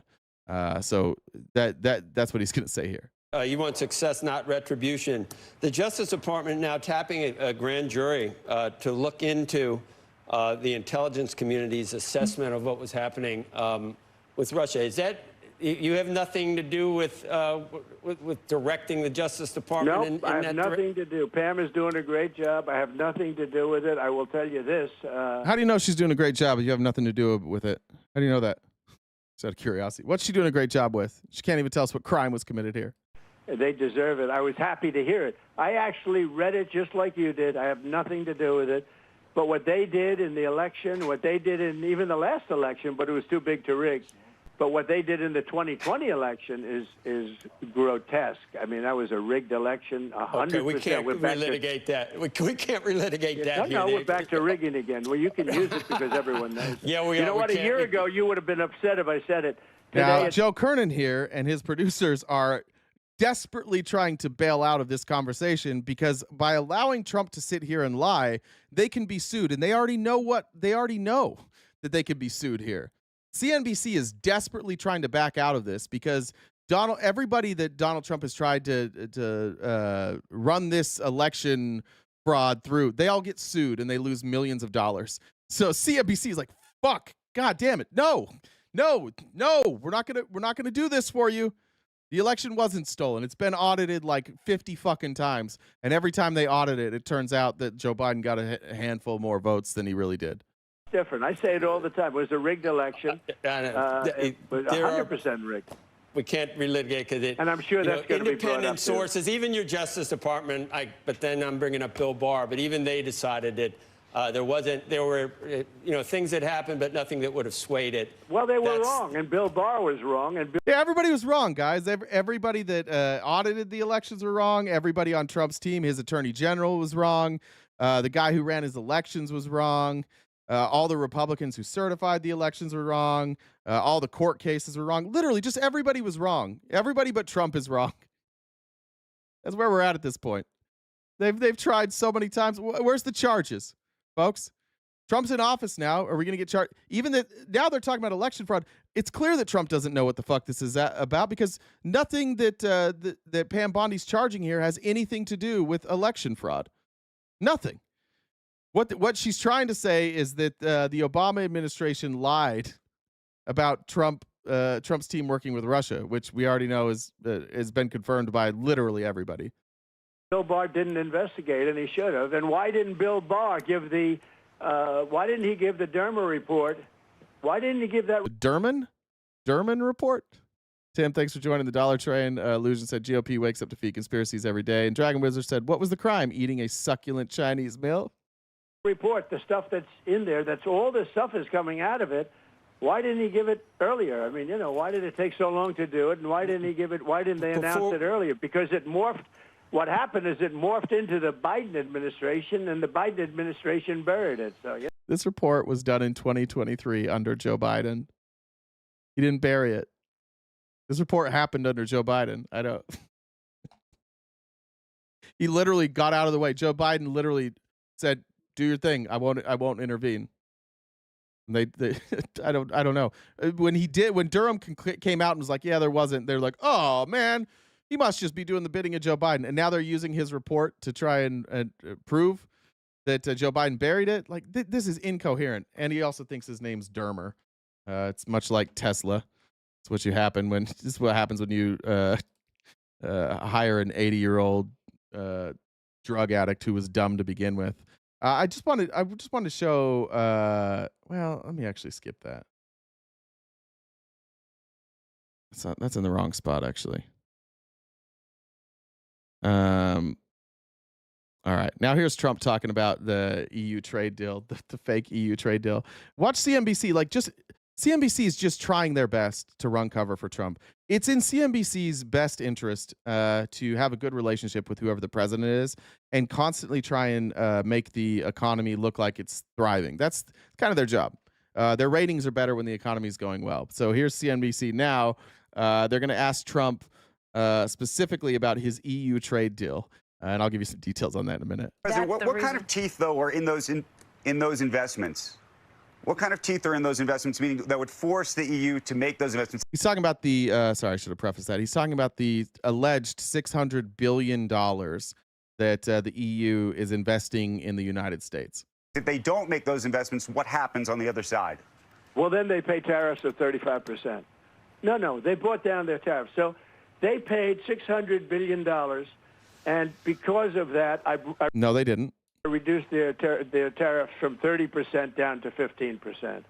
And a couple of countries came, how come EU is paying less than us? And I said, well, because they gave me $600 billion. And that's a gift. That's not like... It's a gift, he says. He's claiming that the EU gave him $600 billion That didn't happen. That just never happened. The EU has said they're basically saying like, yeah, we'll try and push our investors to invest about $600 billion into your economy. They can't force it because these are private investments. But basically, the EU is saying like, yeah, we'll do what we can to push these investments. He's on TV claiming that the EU gave him $600 billion for him to do whatever he wants with. A loan, by the way. That's not a loan that, 3 years comes up, we have to pay it back. There's nothing to pay back. They gave us $600 billion that we can invest in anything we want. The deal that Yes, he's like, what? And nobody knows it, Becky. Nobody knows it. Nobody knows. You know, even the EU. No, Even the EU doesn't seem to know that. Trump seems to be the only one that knows that he was handed $600 billion. we have been trying to figure out the details on that, Mr. President. So well, we there are no appreciate the details. clarity on the that. details are $600 billion to invest in anything I want. Anything. Okay. I can do anything I want with it. And the purpose was they've been, ripping us for so many years that it's time that they pay up. And they have to pay up. We couldn't afford to have the deficits. Look, I did something with Switzerland the other day. I spoke to their prime minister. The woman was nice, but she didn't want to listen. And they paid essentially no He forgot the name of the prime minister. Tariffs. And I said, we have a $41 billion deficit with you, madam. I didn't know her. I said, we have a $41 billion deficit, and you want to pay 1% tariffs. You wanted 1%. I said, you're not going to pay 1%. We lose, because I view deficit as loss. You have some people, by the way, I think pharmaceuticals are a big issue with Switzerland. I think. Well, I'll go into pharmaceuticals. Yeah. They make a fortune with pharmaceuticals, and they make our pharmaceuticals in China and Ireland and everything else. And within the next week or so, we're going to be announcing tariffs on specifically. This is a separate class than the 15% tariffs on sort of everything. Hey guys, because we have a trade deficit with Switzerland, which doesn't hurt you at all. Trade deficits are fine. It's okay to have a trade deficit. Because we have a trade deficit with Switzerland, as a punishment to them, all of you get to pay more for any medication coming from Switzerland now. What a guy. What a fucking guy. So he goes on CNBC, lies about getting $600 billion that he can do whatever he wants with it. And now he's bragging about how because we have a trade deficit with Switzerland, he's going to tax all of you more. Are we great? Yeah. Yeah. Like, do you guys know, Republicans, do you know that Switzerland's not paying these tariffs? Have any of you guys figured this out yet? That this is a tax on you? Have any of you figured out like these tariff revenues that we're bringing in is literally money out of American pockets? Have any of you figured that out yet, or do you still think Switzerland's paying tariffs? So because we have a trade deficit, you guys have to pay more for your medicine. Fucking brilliant. These are excluded classes, I call them. I like to call them excluded, like steel, aluminum, etc. Right, the well, 232. We're going to be announcing on semiconductors and chips, which is a separate category, because we want them made in the United States. And by the way, they're being made in the United States. We have... Yeah. All right. Then Trump's gonna call all Americans lazy fucks who won't work on farms, which, by the way, like, we consistently get ripped for this. Every time any of us mention that Americans don't want to work farming jobs, all of you go, you guys just think Americans are lazy. You fucking hate America. I hope you keep that same energy for Trump when he says it here. With a pass back in legally, and we're doing things that are very... Sorry, Alley-oop said, did you see the video where Tulsi gave Trump a picture board as a report? Yeah, we know that from the first Trump administration. Trump doesn't read. He's not a good reader. And he has the attention span of a goldfish, as Jen likes to say about me. So you have to give him pictures, 1 page and pictures. That's the only way he can understand anything, because he's a fucking idiot. It is amazing to me that you guys talk about covering up Biden's mental health. Donald Trump's an idiot. And they just still pretend that he's not an idiot. They literally have to like do picture books so he'll understand things. And then they go out in front of a microphone. They're like, he's actually really smart. Trump is just like walking confirmation bias. Trump is that guy that like you go and you tell Trump your opinion and Trump stares at you and he goes, that's so smart. You're so smart. And then you feel good about yourself. You're like, oh, I must be right. And he agrees with me. God damn it. I love him. He's smart, just like me. He's just an idiot who tells people around him that they're right. That's it. So you have to draw pictures and you show it to him. You're like, it's so simple that I don't even have to write out 4 pages. I can just draw a picture and he gets it. He doesn't get it because then you go hear him try and talk about it. He doesn't understand any of it. Back to their country with a pass back in legally, and we're doing things that are very difficult to do and very complex, but it works really well. We're sending them back, and then they're schooling, they're learning, they're coming in legally. We have a lot of that going on, but we're taking care of our farmers. We can't let our farmers not have anybody, these people, you can't replace them very easily. People that live in the inner city are not What's he saying about you guys? He's calling you guys all lazy. He's calling all you Americans lazy, right? If I said it, every fucking Republican in here would be like, oh, dude, you hate America. You hate it. When Trump says it, he's like, oh, that's right. He's right. And we're right when we say it, too. Americans don't want to work on farms. That work. They're just not doing that work. And they've tried. We've tried. Everybody tried. They don't do it. These people do it naturally. Naturally. I said, what happens if they get it to a farmer the other day? What happens? Naturally. They're just naturally good at farming because this guy is a eugenicist. He believes in eugenics. He believes that the race that you are determines what you're good at and your brain capacity because he's a dipshit. And so that's what he's saying about Hispanic people, is that it's in their blood to work on farms, and Americans just can't figure that out. If they get a bad back. He said, they don't get a bad back, sir, because if they get a bad back, they die. I said, that's interesting, isn't it? Yeah. These are very, in many ways, they're very, very special people. Okay, go ahead. He's bragging about the fact that if people get hurt working on farms in America, they die. We don't have health care, so you get sick in America and you're poor, you die. And I thought that's very, very interesting. That is cool. That's cool how they just, they don't get bad backs. Once they have a bad back, they just die because they provide no other use to us. That's pretty crazy. Blue Angels just went over your house. That's cool. All right. Now here's which host? I think it's Kernan here, offering a little bit of pushback on Trump because Trump is going out and saying now that the job numbers that were revised are rigged. Now, Trump's own Treasury Secretary and Kevin Bassett, I can't remember what he does, they both admit that the job numbers are correct.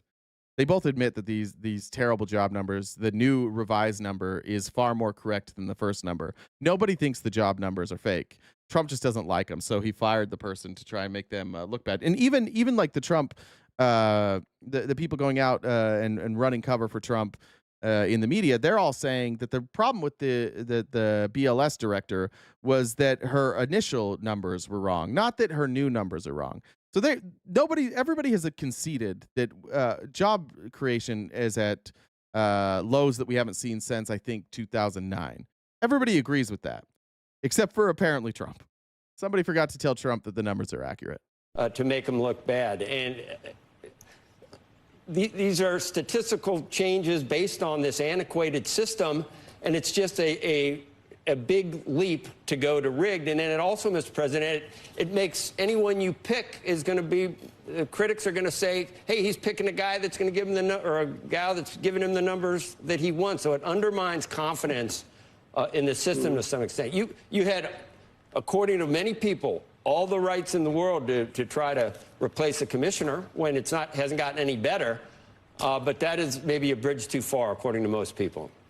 Well, I think when somebody says the commissioner is not involved, I don't want to get into any arguments with anybody. Nobody has said the commissioner is not involved. What they've said is that this is a collaborative effort, and if you're going to get rid of the commissioner and say that these numbers are rigged, why aren't you getting rid of everybody? Any of you that work in a big organization, you know that the CEO is not the one that's doing most of the work. They are the one that gets fired.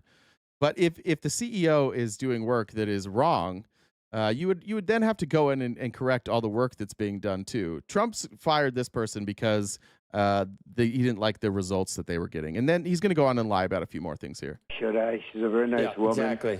But when they say that that nobody was involved, that it wasn't political, give me a break. Look, nobody before says the that. election, I had this. A lot of people say it wasn't political. There's no evidence that it's political. None.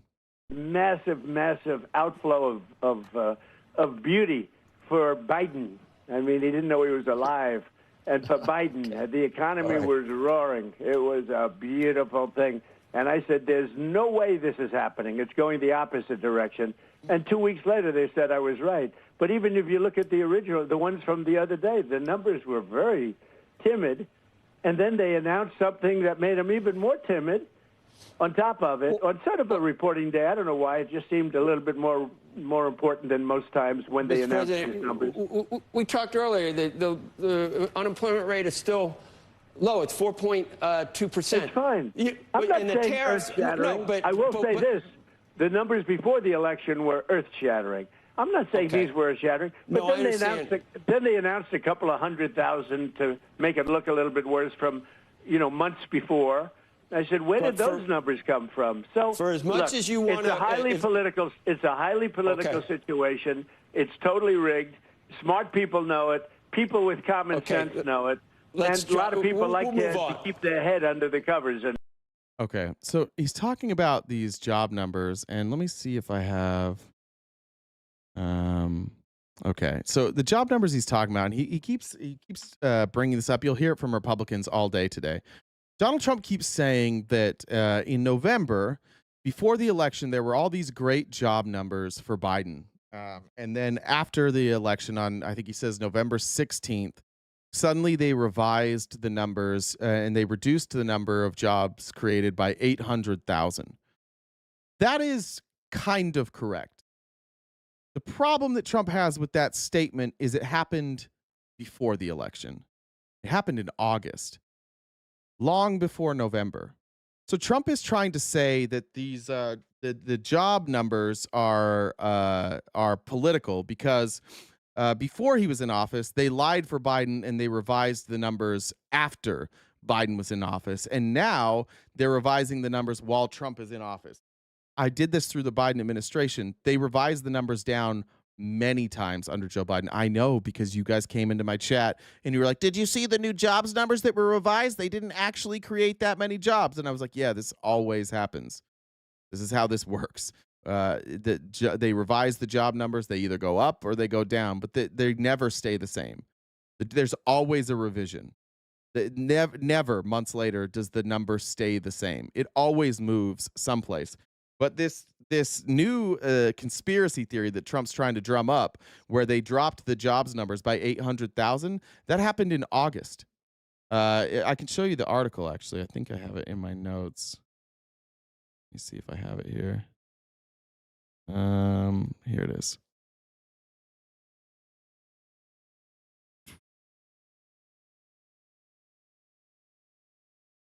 There we go. It was from Bloomberg. BLS press release on the August 1st press release issued at 8:30 stated total non-farm payroll employment changed little in July, plus 73,000 has shown little changes since April. The unemployment rate 4.2%. Where is this part? My highlight. I think it's down here.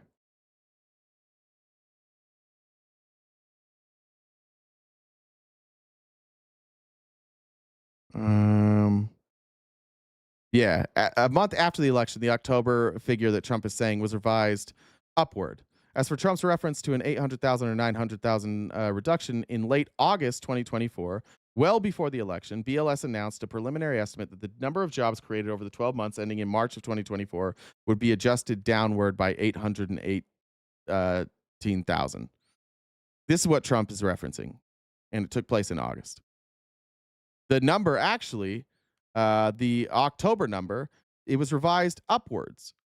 That hurts Biden, or I guess Harris in this case. It probably didn't matter at all, if we're being honest, but it was revised upward.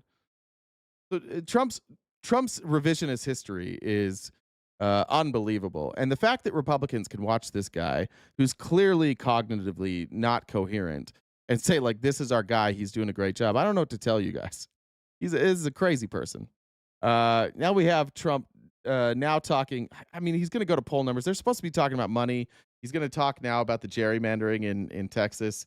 And just, again, he's incoherent. This guy has lost it. He wasn't that smart to begin with, and now he's just completely lost it. Something else. I got the highest vote in the history of Texas, a record that they say won't be beaten unless I run again. Nobody says that. That number will absolutely be beaten. Texas votes by, let's see. I'm going to look this up. Texas votes by year. Are you going to run again? The No, Constitution. probably not. Okay. Probably not. And you're not going to fire Jay Powell. We'll go all talk about all the stuff that. Hey, Becky, I'd like to run. I have the best. By the way, casually joking about whether or not he's going to subvert the Constitution and run again is pretty cool. Poll numbers I've ever had. You know why? Because people love the tariffs, and they love the trade deal, and they love that countries. And they love that foreign countries aren't ripping us off anymore. For years, they ripped us off, friend and foe. And the friend was worse. Overall poll numbers, you don't have the best you ever had in overall poll numbers. You do. I cited one of those. I have the best. I have the best poll numbers I've ever had. Among I Republicans. have poll numbers where I'm 71%. I have the best poll numbers. Look. Google Republicans that are in here. Go find me a poll that says among the population, not a Republican poll, but the general public. Go find me a poll that says Donald Trump has 71% approval. It has to be a real poll. Can't be an internet poll. Can't be just like a Twitter poll. Go find me a real poll that says Trump's anywhere near 71%. As far as I can tell, Trump's highest approval rating right now is at 45%. That's the highest I could find of a real scientific poll. Nowhere near 71%. Those are among Republicans. You no, know you've got. No. Among Republicans, I'm at 94 and 95%. No, I'm talking about generally. I have the. Let me put it this way: there was a gentleman on Harry Emden yesterday on CNN. It's Harry Enton. Just doesn't ever get names right. It's Harry Enton. And he went crazy over how well Trump was doing. Now, you don't put that on because I think CBS is a shade. Actually, CNN's a shade better than NBC. I think NBC is probably the worst of them all. But if you check CNN tomorrow, watch Harry Emden, and Enton. You'll see about the numbers. But that's okay. We have to defend ourselves, Joe. I know, but there are other. They can cite. Your haters cite polls that have you down in the 30s, Mr. President. And, yeah, but they're fake polls, Joe. I had a lot of fake polls. They're all fake, guys. The one that has me at 71% is totally real, but all the scientific ones, those are all fake. You also have me in the 70s. I have fake polls. Fox gives me terrible polls all the time. They do nothing, but I never had a good poll with Fox. And then I win an election, and I go through the roof. Because, look, I won every swing state. Did I not? I won every swing state. Andrew, I won the popular vote by millions of votes. Even though they tried like hell to cheat, I won by millions of votes. Why aren't they uncovering the cheating out of curiosity? How come the Trump administration isn't going after the cheating in this last election? How come we never talk about that? How come we're revisiting 2016? If they cheated in this election and the statute of limitations is still available to them, they're still within the statute of limitations. Why aren't they going after 2024? Why would they go after 2016 when they can't even prosecute anybody? Weird, right? I won the counties and all of the counties. I won 2,750 to 502. And I won the election in a landslide. And obviously that's only, we're only 6 months in. But my poll numbers are better now, much better than during the election. And now part of that is because the Democrat Party is self-destructing. I mean, when you have low IQ people like Crockett. Like the guy here who can't get a single stat right, who said that the EU gave him $600 billion, who can't get anybody's name right, who still thinks the elections were stolen despite any evidence. Yeah, they're all the low IQ individuals. Yeah, not the guy who hasn't said anything correct for 20 straight fucking minutes.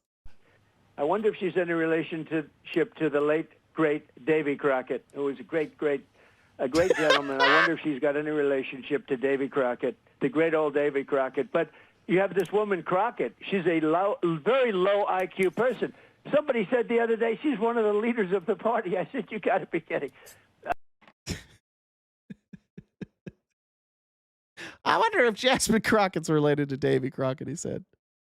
Famous frontiersman Davy Crockett, king of the wild frontier, born in the mountaintops of Tennessee, shot him a bear when he was only 3. Davy Crockett, king of the wild frontier. As I stated, no reputable poll shows Trump with a 71% approval rating. In August 2025, which is most recent, every poll falls between 37 and 45%. Gallup has Trump's approval rating at 37%. Among Republicans, his approval's around 90%. Silver Bulletin polling average, which is Nate Silver's, which leans Republican, has his approval at 44%, with 53% disapproving. They have ActiVote has Trump's approval at 44.5%. YouGov has his polling at about 45%. That's a conglomeration. His approval ratings are typically much higher with the Republican Party, usually around 90%. I don't see any around 96, 97%, like he said. But yeah, his approval in the Republican Party is around 90%. So, Jen Star said, just a quick shout out to mods. Y'all rock and great job, Jane Jen. I do have the best mods in the game, and I don't tell them thank you enough, but we do legitimately have the best mods in the game. Thank you, mods, for keeping things going. We're about, let me check other messages here. I'll finish up. I think we're just short. Jen's not here to guilt trip you. Don't tell Jen that I didn't guilt trip you guys. She'll get mad at me. I can't take a beating from Jen today. Let me do this. All right. We'll finish up there. We'll get out of here. If you guys can help knock out that gift goal, that would be great. If not, no big deal. Brad says, if cows go moo and pigs go oink, what does sheep say? Make America great again. Pink says, what's the leading cause of blindness in Mormons? Running into each other at the liquor store. That's a little inside baseball there. That is facts. If you're a Mormon, you live in Utah, you know that liquor store is a motherfucker. I remember the first time I went to a liquor store in Utah, just like looking around, completely afraid that somebody from my church was going to see me in there. And then I was like, wait, if I'm in there and they're in here, it's kind of like mutually assured destruction. They can't tell. Jasmine Crockett can run circles around Trump with her IQ. Yeah, it's crazy. Trump loves attacking women, but Jasmine Crockett, you can like her or not like her. I don't love her as much as I used to, but she's incredibly smart. John Oliver, who's great, has dug up Trump defending corruption on TV. I want to show you what John Oliver did during his segment. I can't show the whole thing because we get copyright strike. But I want you to show who's going to defend corruption. We know a guy. We've got a guy. They clearly got the right guy there. I wanted to lead that into because there was an incredible debate between two people I don't like very much, in Mick Mulvaney, who was Trump's chief of staff, and George Conway, former Republican turned, I don't even know what he is, just an anti-Trump dude, former spouse of Kellyanne Conway. But they had a debate with that was moderated by Mehdi Hassan. I highly recommend this. We can drop if mods. If you click on this link, the link to the full debate is on that tweet as well. But I just want to show a couple of clips from this debate. It's long past time to discuss whether or not Donald Trump is an authoritarian. He clearly is. And the reason I want to show this is not because I think George Conway does a great job, but I think what was most telling in this debate is watching Mick Mulvaney try his very best to defend the indefensible. And even Mick Mulvaney, it's an impossible job to try and convince people that Donald Trump is not an authoritarian, but he does his best, and it goes poorly. Here's Mick Mulvaney, George Conway, and Mehdi Hassan. Mick thinks it's unfair to talk about fascism, authoritarianism. He didn't accept any of the examples I gave. Why do you think Trump is an authoritarian? Because of the very things that Mick wrote about in 2020. He thought it was possible that Donald Trump would ignore the results of the 2020 election. That's a fascist. That's authoritarian. He's also a pathological liar because he continued after people who came into the White House and told him, you lost. And he didn't want to believe them. He brought in other people. No staff person could prevent him from doing that. He wanted somebody to justify his lies. He is a pathological liar with no moral conscience, no decency, no honor. And that is the problem. And all of those people end up being fascists. You were right after January 6th. And I think it's a disgrace that you now sit here and try to defend him when basically he's done nothing but get worse. It is unbelievable how many Republicans after January 6th, almost all of them, universally Lindsey Graham, every one of them came out and said this was wrong, that it was that Trump directed it. And they refused. Even like the Republicans in Congress, like Trump was impeached. If you remember, in the House, Trump was impeached, and the senators who voted not to remove him or pursue charges basically said, like, there's nothing we can do. He's out of office. Like, we would definitely pursue charges if he was in office, but since he's not now, like, now you have to criminally convict him. So the Senate said, guys, everybody in America, like all you prosecutors, you've got to go prosecute him now. It's out of our hands, but he should be prosecuted. All the Republicans were in agreement. And then one by one, like as Trump refused to admit that he did anything wrong, he just went after these Republicans one by one and picked himself back up and convinced them all that what they saw that day didn't really happen. That it was just it was actually like a peaceful, loving celebration. I know the information he was getting at the time. And if you were in the White House and every single person who walked in and said, you won, you won, you won, you won, what would you believe? The evidence was to the contrary. They didn't say he won. His own lawyers told him he won. The Justice Department people told him they would resign if they tried to make him. As George points out, the DOJ were telling him he lost. Bill Barr was telling him he lost. The guys telling me he won was the My Pillow guy. Maybe he shouldn't have been inviting the My Pillow guy into the White House. And I remember covering this in real time, or at least, no, I guess I wasn't covering it at the time, but reading this in real time, and it was amazing because everybody around Trump, everybody who had any real knowledge, everybody in the FBI, the DOJ, his chief of staff, everybody that was there and was involved was like, dude, you lost. Everybody. They did investigations. And then Trump starts bringing in these kooks like Mike Lindell and Sidney Powell and what's that guy from Utah's name? I forget his name. The Overstock guy. Patrick Byrne and Rudy Giuliani. And he starts bringing in all these people who will tell him what he wants to hear rather than what he doesn't want to hear. And Mick Mulvaney's like, what would you do? I don't know. Probably trust the people who did the investigation. And what happened to all of those people that Trump brought in? Everybody that told Trump that he lost, they're doing fine. Everybody who came in and told Trump that he won and he should fight, they lost their law licenses. Most of them went to jail. They've been sued into oblivion. Like Giuliani lost everything. These folks that came in around Trump and claimed that he had won, they lost everything because Trump used them. He sent them out to take all the bullets. He sent them out to go to court. He got them to lie over and over and over again. And they all lost their licenses to practice law. All of them were sued. Most of them lost their fortunes. Mike Lindell is begging for money now to pay lawyer fees. He says he has to defend himself because he's out of money. This was a multi-millionaire. All of these people lost everything. And the people around Trump that were telling him the truth, that refused to go down that road, they're all fine. But Donald Trump will use and abuse anybody. And do you see any of these people? Did Trump do anything for Giuliani? Did he do anything for Sidney Powell? Did he do anything for any of these people who lost everything defending him? No, not one goddamn fucking thing. Everybody that attacked on January 6th went to jail, and yeah, eventually he gave them a pardon. But Donald Trump uses and abuses people. And for Mick Mulvaney to sit here and be like, what would you do? I don't know. Maybe not believe the fucking crazy people. And that's the reality for everybody in here. Everybody in here who thinks Donald Trump did win in 2020.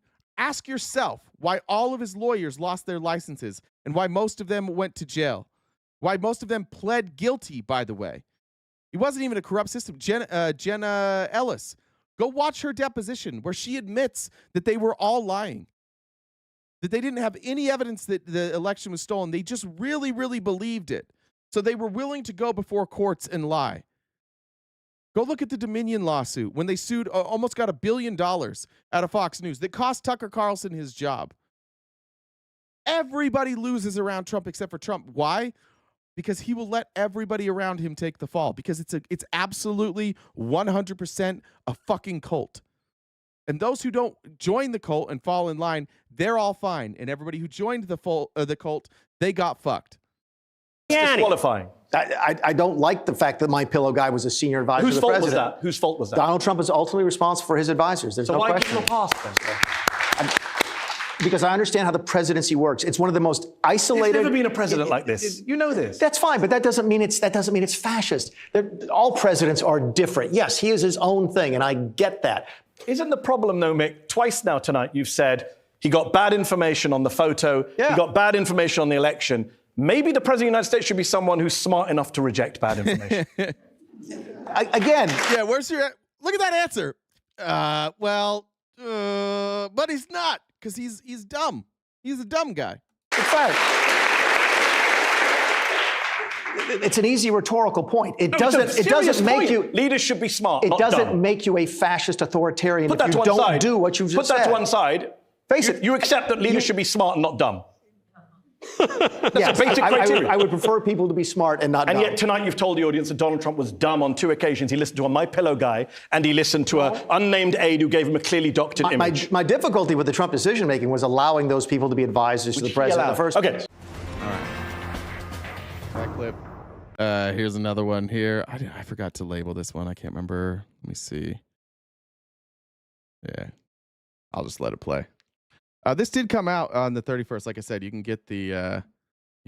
watch this full debate. I highly recommend it. Last year you said the Jeffrey Epstein scandal would have no political impact at all on Trump's election chances. And you were right about that. It didn't. But it's certainly impacting his presidency. It's divided the MAGA base. Many conservatives are furious with him and his administration. Trump, of course, is a former close friend of Epstein's. They're furious at him for not releasing the Epstein files as he promised he would. Is it because, as Elon Musk has said, Donald Trump is in the Epstein files? No, absolutely not. He's in the files. A lot of people in the files. This is if there was something in the files that was particularly damning about Donald Trump, the files would have been released by the Biden administration. No, not if it was damning about... I don't understand this logic here.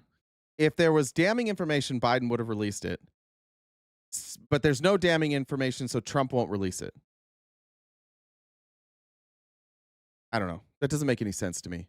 By the way, I don't think Biden knew it was in the files. I was talking to my friend about this yesterday. None of us gave a fuck. We really didn't. I honestly didn't know what was in the files. I had never really gone over the Epstein stuff. I didn't give a shit about any of this until it became really fucking obvious that Trump was covering something up. That's when it was weird. When you guys have been talking about the Epstein files forever. You've been talking to me about it forever. And I've always said, I'd like to know what's in there. I don't think there's a list. I think that's been confirmed now. I was right. There doesn't seem to be a list. There were files. I knew about the accusations against Trump, but I already knew that. And so the Katie Johnson stuff, I already knew that was in the files. So I'm like, everything that we know about Trump, what am I going to do? They didn't prosecute him. We're way past the statute of limitations now. There's nothing that you can do. I don't know how involved Trump was or not. When we all got interested is when Pam Bondi came in and she's like, we're going to release this. And she gave the Republicans those binders. And then they opened up the binders. And what was in the binders is the stuff that Biden declassified, which was largely redacted. They gave them a binder that said most transparent administration in history. And they gave them something that was already publicly available. And then when Pam Bondi got criticism for that, she was like, don't worry, that we're just not done. We're going to get the rest of this and then we're going to declassify it. And then all of a sudden, Kash Patel, who said, we're going to get this out. Then Kash Patel went on Rogan. And he's like, dude, I would tell you, just trust me. We're not going to release it. You think I would lie to you? And then Dan Bongino suddenly radio silent, threatens to quit. We don't see him for a while. And now we never see him. Suddenly radio silent. And then Trump's like, why do you guys even care about this? And then we're like, wait a minute. Hold up. We didn't care. We didn't think anything about this. But now that your people who demanded you release it, who you told you'd release it, now you're telling them to stop worrying about it? Now I've got questions. And that's where we are now. This is entirely Trump's fault. If he wasn't ever going to release it, he shouldn't have said it.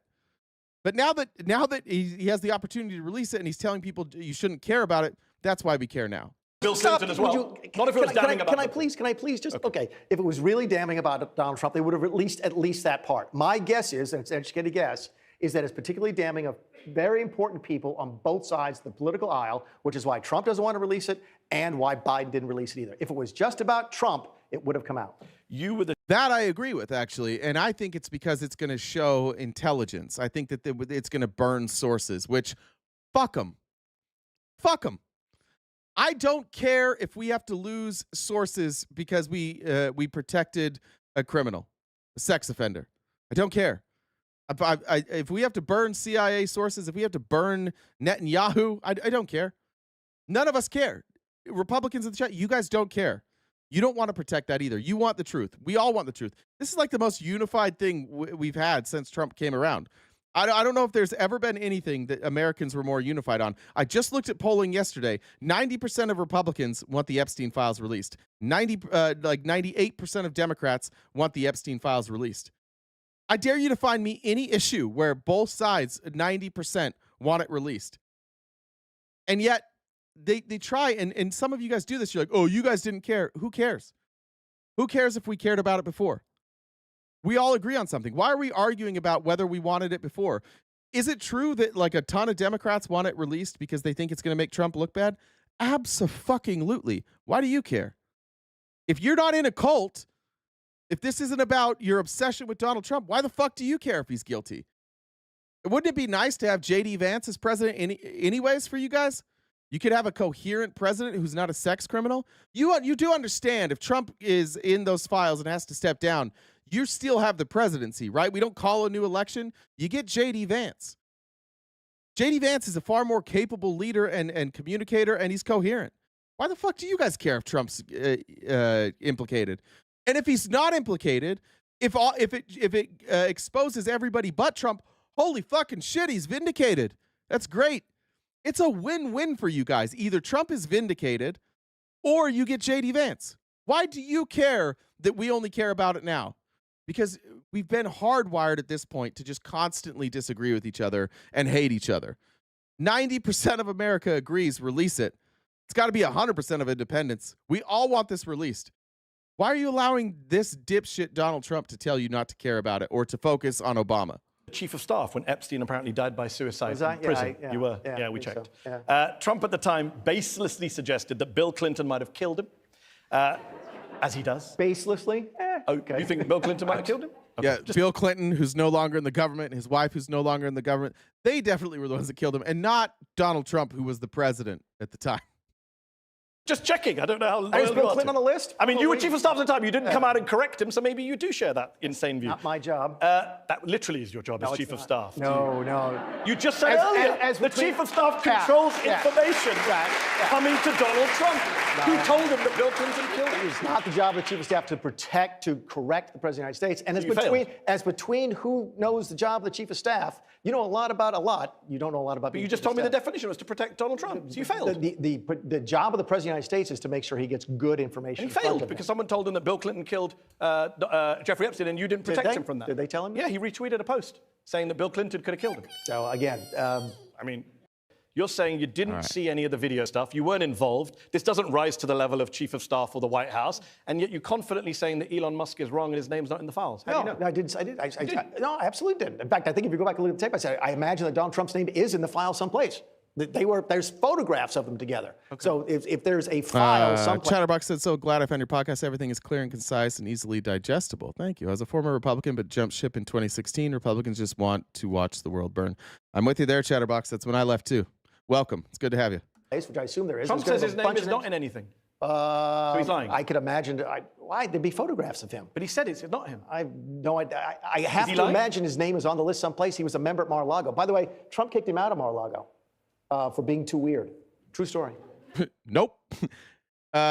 This was recorded on the 31st, so I can give Mick Mulvaney some grace here. Turns out he wasn't kicked out for being a weirdo. He was kicked out for taking Trump's girls from the spa, including underage girls from the spa. And it wasn't because he was being creepy with them. It's because Trump wanted them to work at his spa. I mean, he also said he's a terrific guy who likes younger women. So, All right, couple more. This was beautiful. They're going to push Mick Mulvaney because Donald Trump is racist. Donald Trump does racist things. He says racist things. I think it's honest to God, like as somebody who has a father who's older, the chances of you meeting an 80-year-old white dude in this country that isn't racist are slim. They grew up with it. It's part of who they are. It's part of how they were raised. And I'm not justifying it, but like, have you ever met an 80-year-old who doesn't like, even those that try, like, do you ever meet one that like doesn't slip up and say something? Like, there's just levels. Like we've made progress. Like the racists today aren't the same as the racists before. Like we've made progress. But an 80-year-old white dude, I don't know why people are shocked when an 80-year-old white dude says something racist. Watch Mick Mulvaney squirm and try and be like, oh no, this isn't racist. I was doing a Sunday talk show someplace. I was in Maine and we had to do it remote. 12 Dance Cycle. I'm really excited for you that you said he isn't racist. This clip is for you. And Charlottesville had just come out. This is where he was allegedly said there was good people on both sides. I'm walking out by myself, and a very imposing looking African-American man followed me down the hallway by myself. And I'm like, what is going to happen? He's like, hey, Mulvaney, are you going to see the president later on? I'm like, yeah, I am. I think why. He goes, you tell him Ronaldo said hello. I also want to point out that the racists in this chat, the ones that consistently come in here and say racist things, they're also supporting Trump, which I feel is kind of interesting. The best boss I ever had. I'm like, what is that? He goes, I was the cameraman on The Apprentice for 10 years. The best boss I've ever had. I've seen him interact with folks of all races. Respect, if you have a black friend, it doesn't mean you It doesn't. It doesn't. It absolutely, no, it doesn't. But that's not. When he tells non-white women to go back to where they came from, is that not racist? Who knows better about whether or not somebody's a racist? You or the person that might have interacted with him for 10 years who is a minority? Well, all the 4 women who got the racist abuse. All right. And Shane Gillis has a stand-up bit about this that I think is thoughtful. He says, like, racism is not like a either you have it or you don't thing, right? It's different for everybody. For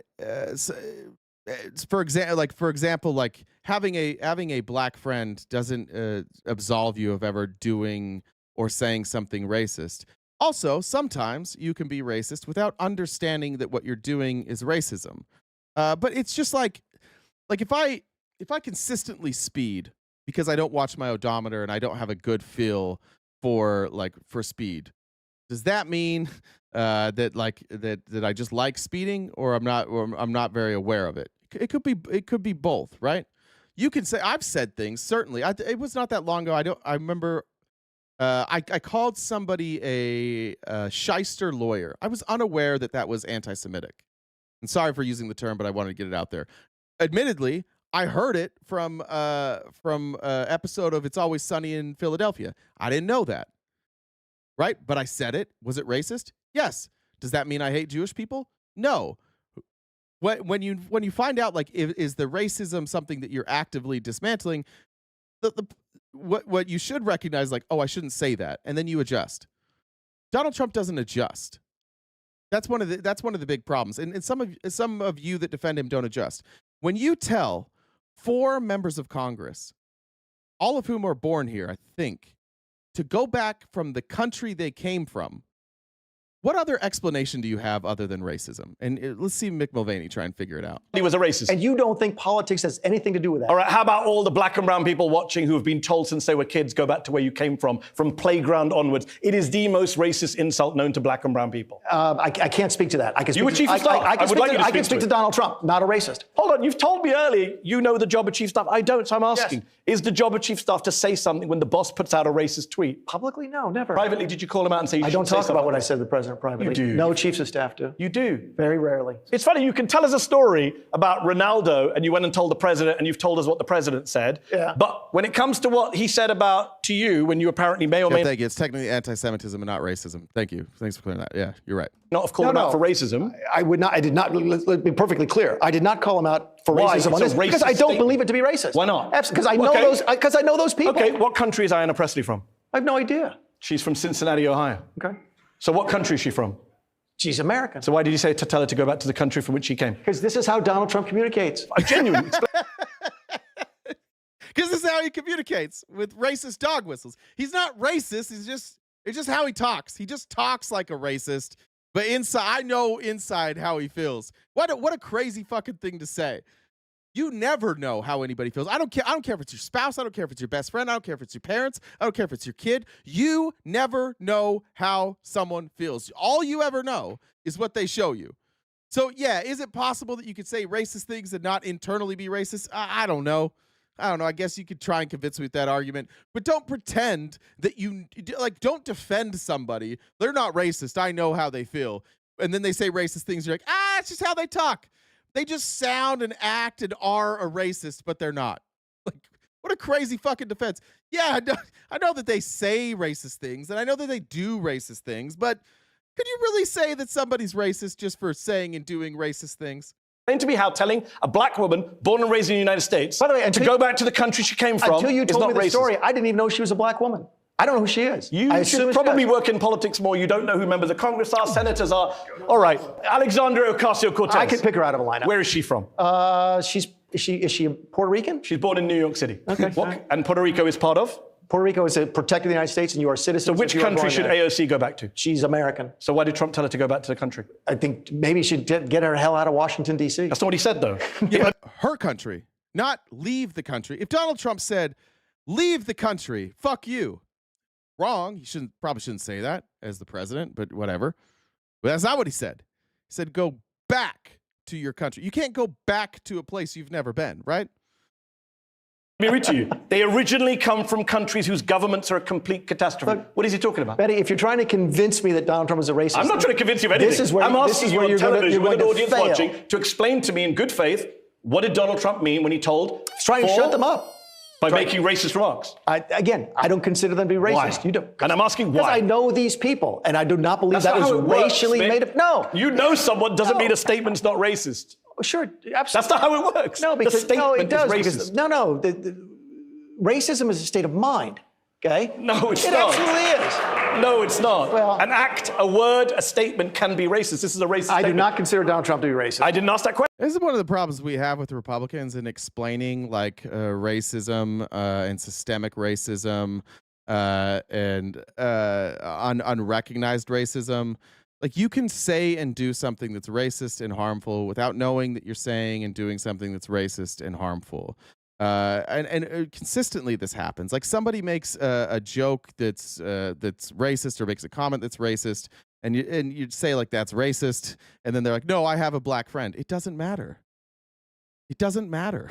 You said it. And again, like, it's not as big a deal as I think people think in terms of, like, the reaction. If you say something that is offensive and somebody corrects that, just say okay.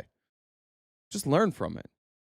I come from an extremely racist area of the country, and almost everybody that I grew up with, if you asked them if they were racist, they would say no. If you asked every kid I went to high school with if they were racist, I think all of them would say no. But they also, I've never been in a place that says the N-word so much. Like, it was constant. It's still constant. My former sister-in-law 4 years ago, maybe 5 years ago, at Thanksgiving dinner, pulled me aside and was like, I don't know what to do. My kids and all of their friends constantly say the N-word. I have no idea how to address this. It's because they don't, like, there is no harm that they see. Like, there's no impact to them. They're saying the word. They don't see black people around because it's Utah, and they're like, oh, it harms nobody. Which, fair enough. Like, was a black person harmed there? Directly? No. Is it racist? Yes. Explain it to him. Explain how that conditions you to see black people in a different, like, in a different perspective. When you constantly denigrate somebody with your language, whether you hate them or not, you view them differently, and then you have racism. It is alarming how little, especially Republican states like where I grew up, how little education there is on the harm of language and what racism is. My understanding of racism was basically like slavery. Like, anything short of slavery wasn't really racism. Like, I grew up with teachers that, like, didn't say it didn't matter, but kind of like poo-pooed the Civil Rights Act. Like, yeah, like, it was probably going to happen anyways. And some of these people, you know, I know specifically that my U.S. history teacher called MLK uppity. 100%. I remember it. I remember him saying it regularly. I remember repeating it. Like, that was a normal thing. Like, those types of things. But when it's happening with me and all my white classmates who also have the same education, we didn't realize it. We didn't know. But if you go to where I grow up and you tell people, like, this is a pretty racist area, they'll all tell you no. I had one black friend.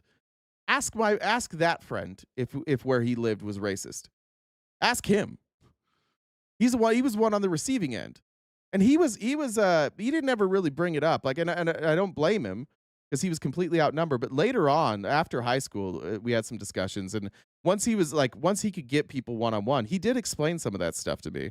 I've since learned a lot more, but he did explain like how that made him feel, and how like when he came to school every day, like he felt othered. He didn't feel like he was part of anybody because like the jokes are always directed at him, and on our end we might have felt like it was fun, but he felt othered by that. I don't know why this is such an impossible concept for Republicans to grasp, and I think it mostly boils down to no accountability. The Republicans never are accountable for anything, not for their actions, not for their words, nothing. It's just they're Christians, so they're good. And that's a very good politician evasion. I asked you about this statement, and you're not able to defend it. All right. I want to show one more, and then we'll get out of here. I think we're pretty close on the gift goal. If anybody want to help, I think it's about $45 left. I haven't updated that. If anybody wants to knock that out, great. But I wanted you guys to see this because this is the one that's impossible to defend. If you remember, there was a picture of Kilmar Abrego Garcia's hand, and it had 4 tattoos, and above it somebody had doctored the photo to say MS13, and Trump thinks that's real because he's an idiot, and nobody around him bothers telling him when he's an idiot. So Trump thinks MS13 is actually the tattoo, and nobody bothered to tell him, because if you tell Donald Trump, you just get fired. Watch Mick Mulvaney now try and explain this away. Abrego Garcia. Yeah. He was the man sent illegally to El Salvador by the Trump administration. They tried to justify his deportation by saying he was an MS-13 gang leader. Trump put out a picture. Thanks, Valerie said, I'm late. Post it quick. Thank you. Held up a picture of his knuckles showing MS-13 were photoshopped onto his hand. Yeah. Terry Moran of ABC News then did an interview with Donald Trump. Remarkable moment, one of the most remarkable things I've ever seen in my life as a TV journalist. Trump held up this picture. And the picture was doctored. The picture's doctored, right? Yeah. Trump insisted this was real. Mm-hmm. He insisted 7 times it was real. You were his chief of staff. How do you deal with that insanity? It's not. I don't consider it to be insanity. Consider it to be? Here's what I consider to be bad staff work. Absolutely. Someone brought that picture into the President of the United States and said, Mr. President, here's the information. They're so afraid of him. No, none of you saw that picture and thought, oh, those are real. Nobody who saw that picture the first time was like, oh, that's really the MS-13, that's real. Nobody did. Yeah, bad staff work, but also can we point out that the fact that you need staff to point that out that that's fake means that maybe your guy's also a dipshit? It can be both. He's a dipshit, so he needs better staff.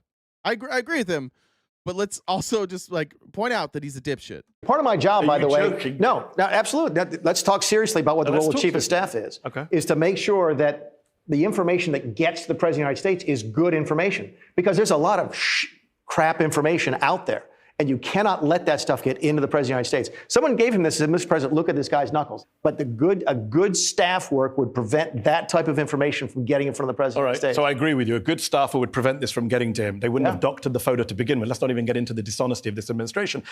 But a sane human being would look at that and say, don't be silly, that's not a real picture. A 4-year-old child could tell you that that is a photoshopped image. The reporter tried to tell him it was a photoshopped image. He shouted at the reporter. He insisted 7 times that this was not photoshopped. If the head of the Department of National Intelligence brought me that photograph and said, this is a picture of the guy, who am I? I would probably believe that. And after humiliating himself on national TV, would you not fire that person for giving you fake information? The White House just doubled down on the lie, which is what the White House does. If I found out the information was false, there would be repercussions, yes. If you were chief of staff at that moment? I don't like bad information getting in front of the President. But the current chief of staff doubled down on this. They've never apologized for this lie he told on national television 7 times. A difference of opinion in how to handle the White House. But it was a lie he told 7 times. Based upon what you're showing me, I believe that to be the case. I've never seen the man's knuckles, but yeah. Hold on. Everyone here heard you say about 90 seconds ago, it's a doctored image. You and I agreed it was a doctored image. It does look to me like it's doctored. It is a doctored image. Everyone knows it's a doctored image, except Donald Trump. See, I'm the guy who normally calls Trump a liar, so he lies a lot. It's worse than lying. I think he actually believed this, which makes me worry about his mental health.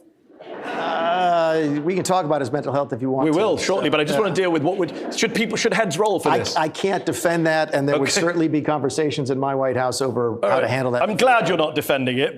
All right. All right, that's it. I do want to point out Doc Watson, who you called Abrego Garcia a human trafficker. Apparently, you don't follow up on anything. The Trump administration has dropped that charge. Did you know that? It's weird how this works. All they have to do to convince you that somebody is bad is tell you something, and you're so goddamn fucking lazy, Doc Watson. And you're here every day, and I've covered this on the on this stream. I don't understand you. You're here every fucking day.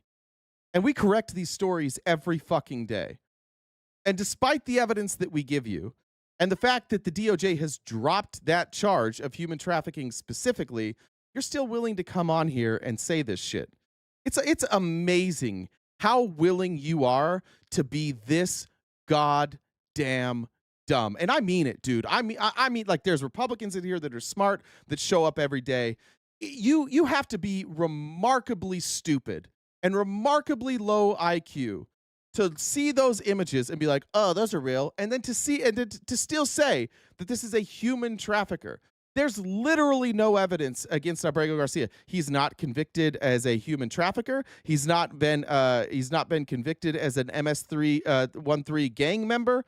The thing you can say that seems to be true, not even proven, but seems to be true about Abrego Garcia is that he is a danger to his wife, and that he is abusive to women. And I agree. I want Abrego Garcia deported. We all do. I don't think anybody wants Abrego Garcia to stay here. We just wanted him to have due process. But it is remarkable how easy it is, specifically you, Doc Watson, to be duped by misinformation.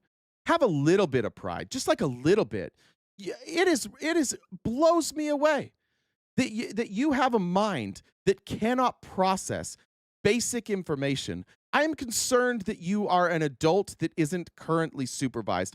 I hope to God that your mom is sitting at the kitchen table while you're at the computer chatting about this, because if you are a human being who doesn't have adult supervision or a babysitter, I'm very concerned about your ability to survive in this world. It is crazy how much you get wrong every single day, and you just come back for more every single day. I don't know if you just like don't have friends in your life, like if this is your way that you figured out to get attention. I hope that's it. I hope that you're smarter than you appear. I hope that this is all a troll, and I hope it's a game for you, because if you're actually this stupid, I have real concerns about your ability to live a life without supervision. We'll leave it at that. Let me read some super chats. We'll get out of here. MT Clark says, let's go, peeps. I read from Valerie. I think we did knock out the goal. Thank you guys so much. Christy said 90% of Americans want Epstein. Wait, 90%. 90% of Americans want equal. Oh, I see. 90% of Americans wanting it released equals never be released. Sorry. There's limited characters, so I sometimes have to interpret. Yeah. That's what Trump's saying. Oh, because 90% of them want it released. That means they don't want it released at all. All right, guys. I will see you tomorrow morning and every weekday morning, 9:30 a.m. to 1 Pacific Standard Time here on YouTube and Twitch. Sometimes on TikTok. We're banned from TikTok until the 11th. So the 12th will be the first time we have a show on TikTok. No date night with Abner tonight. I'll see about maybe getting up on a panel. I don't know. I just fucking hate panels. So if you guys have one that you want me to come hang out on, maybe shoot me a DM. I'll try and check those. Rachel, thanks for joining the $2 train. Bradley said, I did. I read that one. Let's read it again because that's a great joke. Bradley said, if cows go moo and pigs go oink, what do sheep say? Make America great again.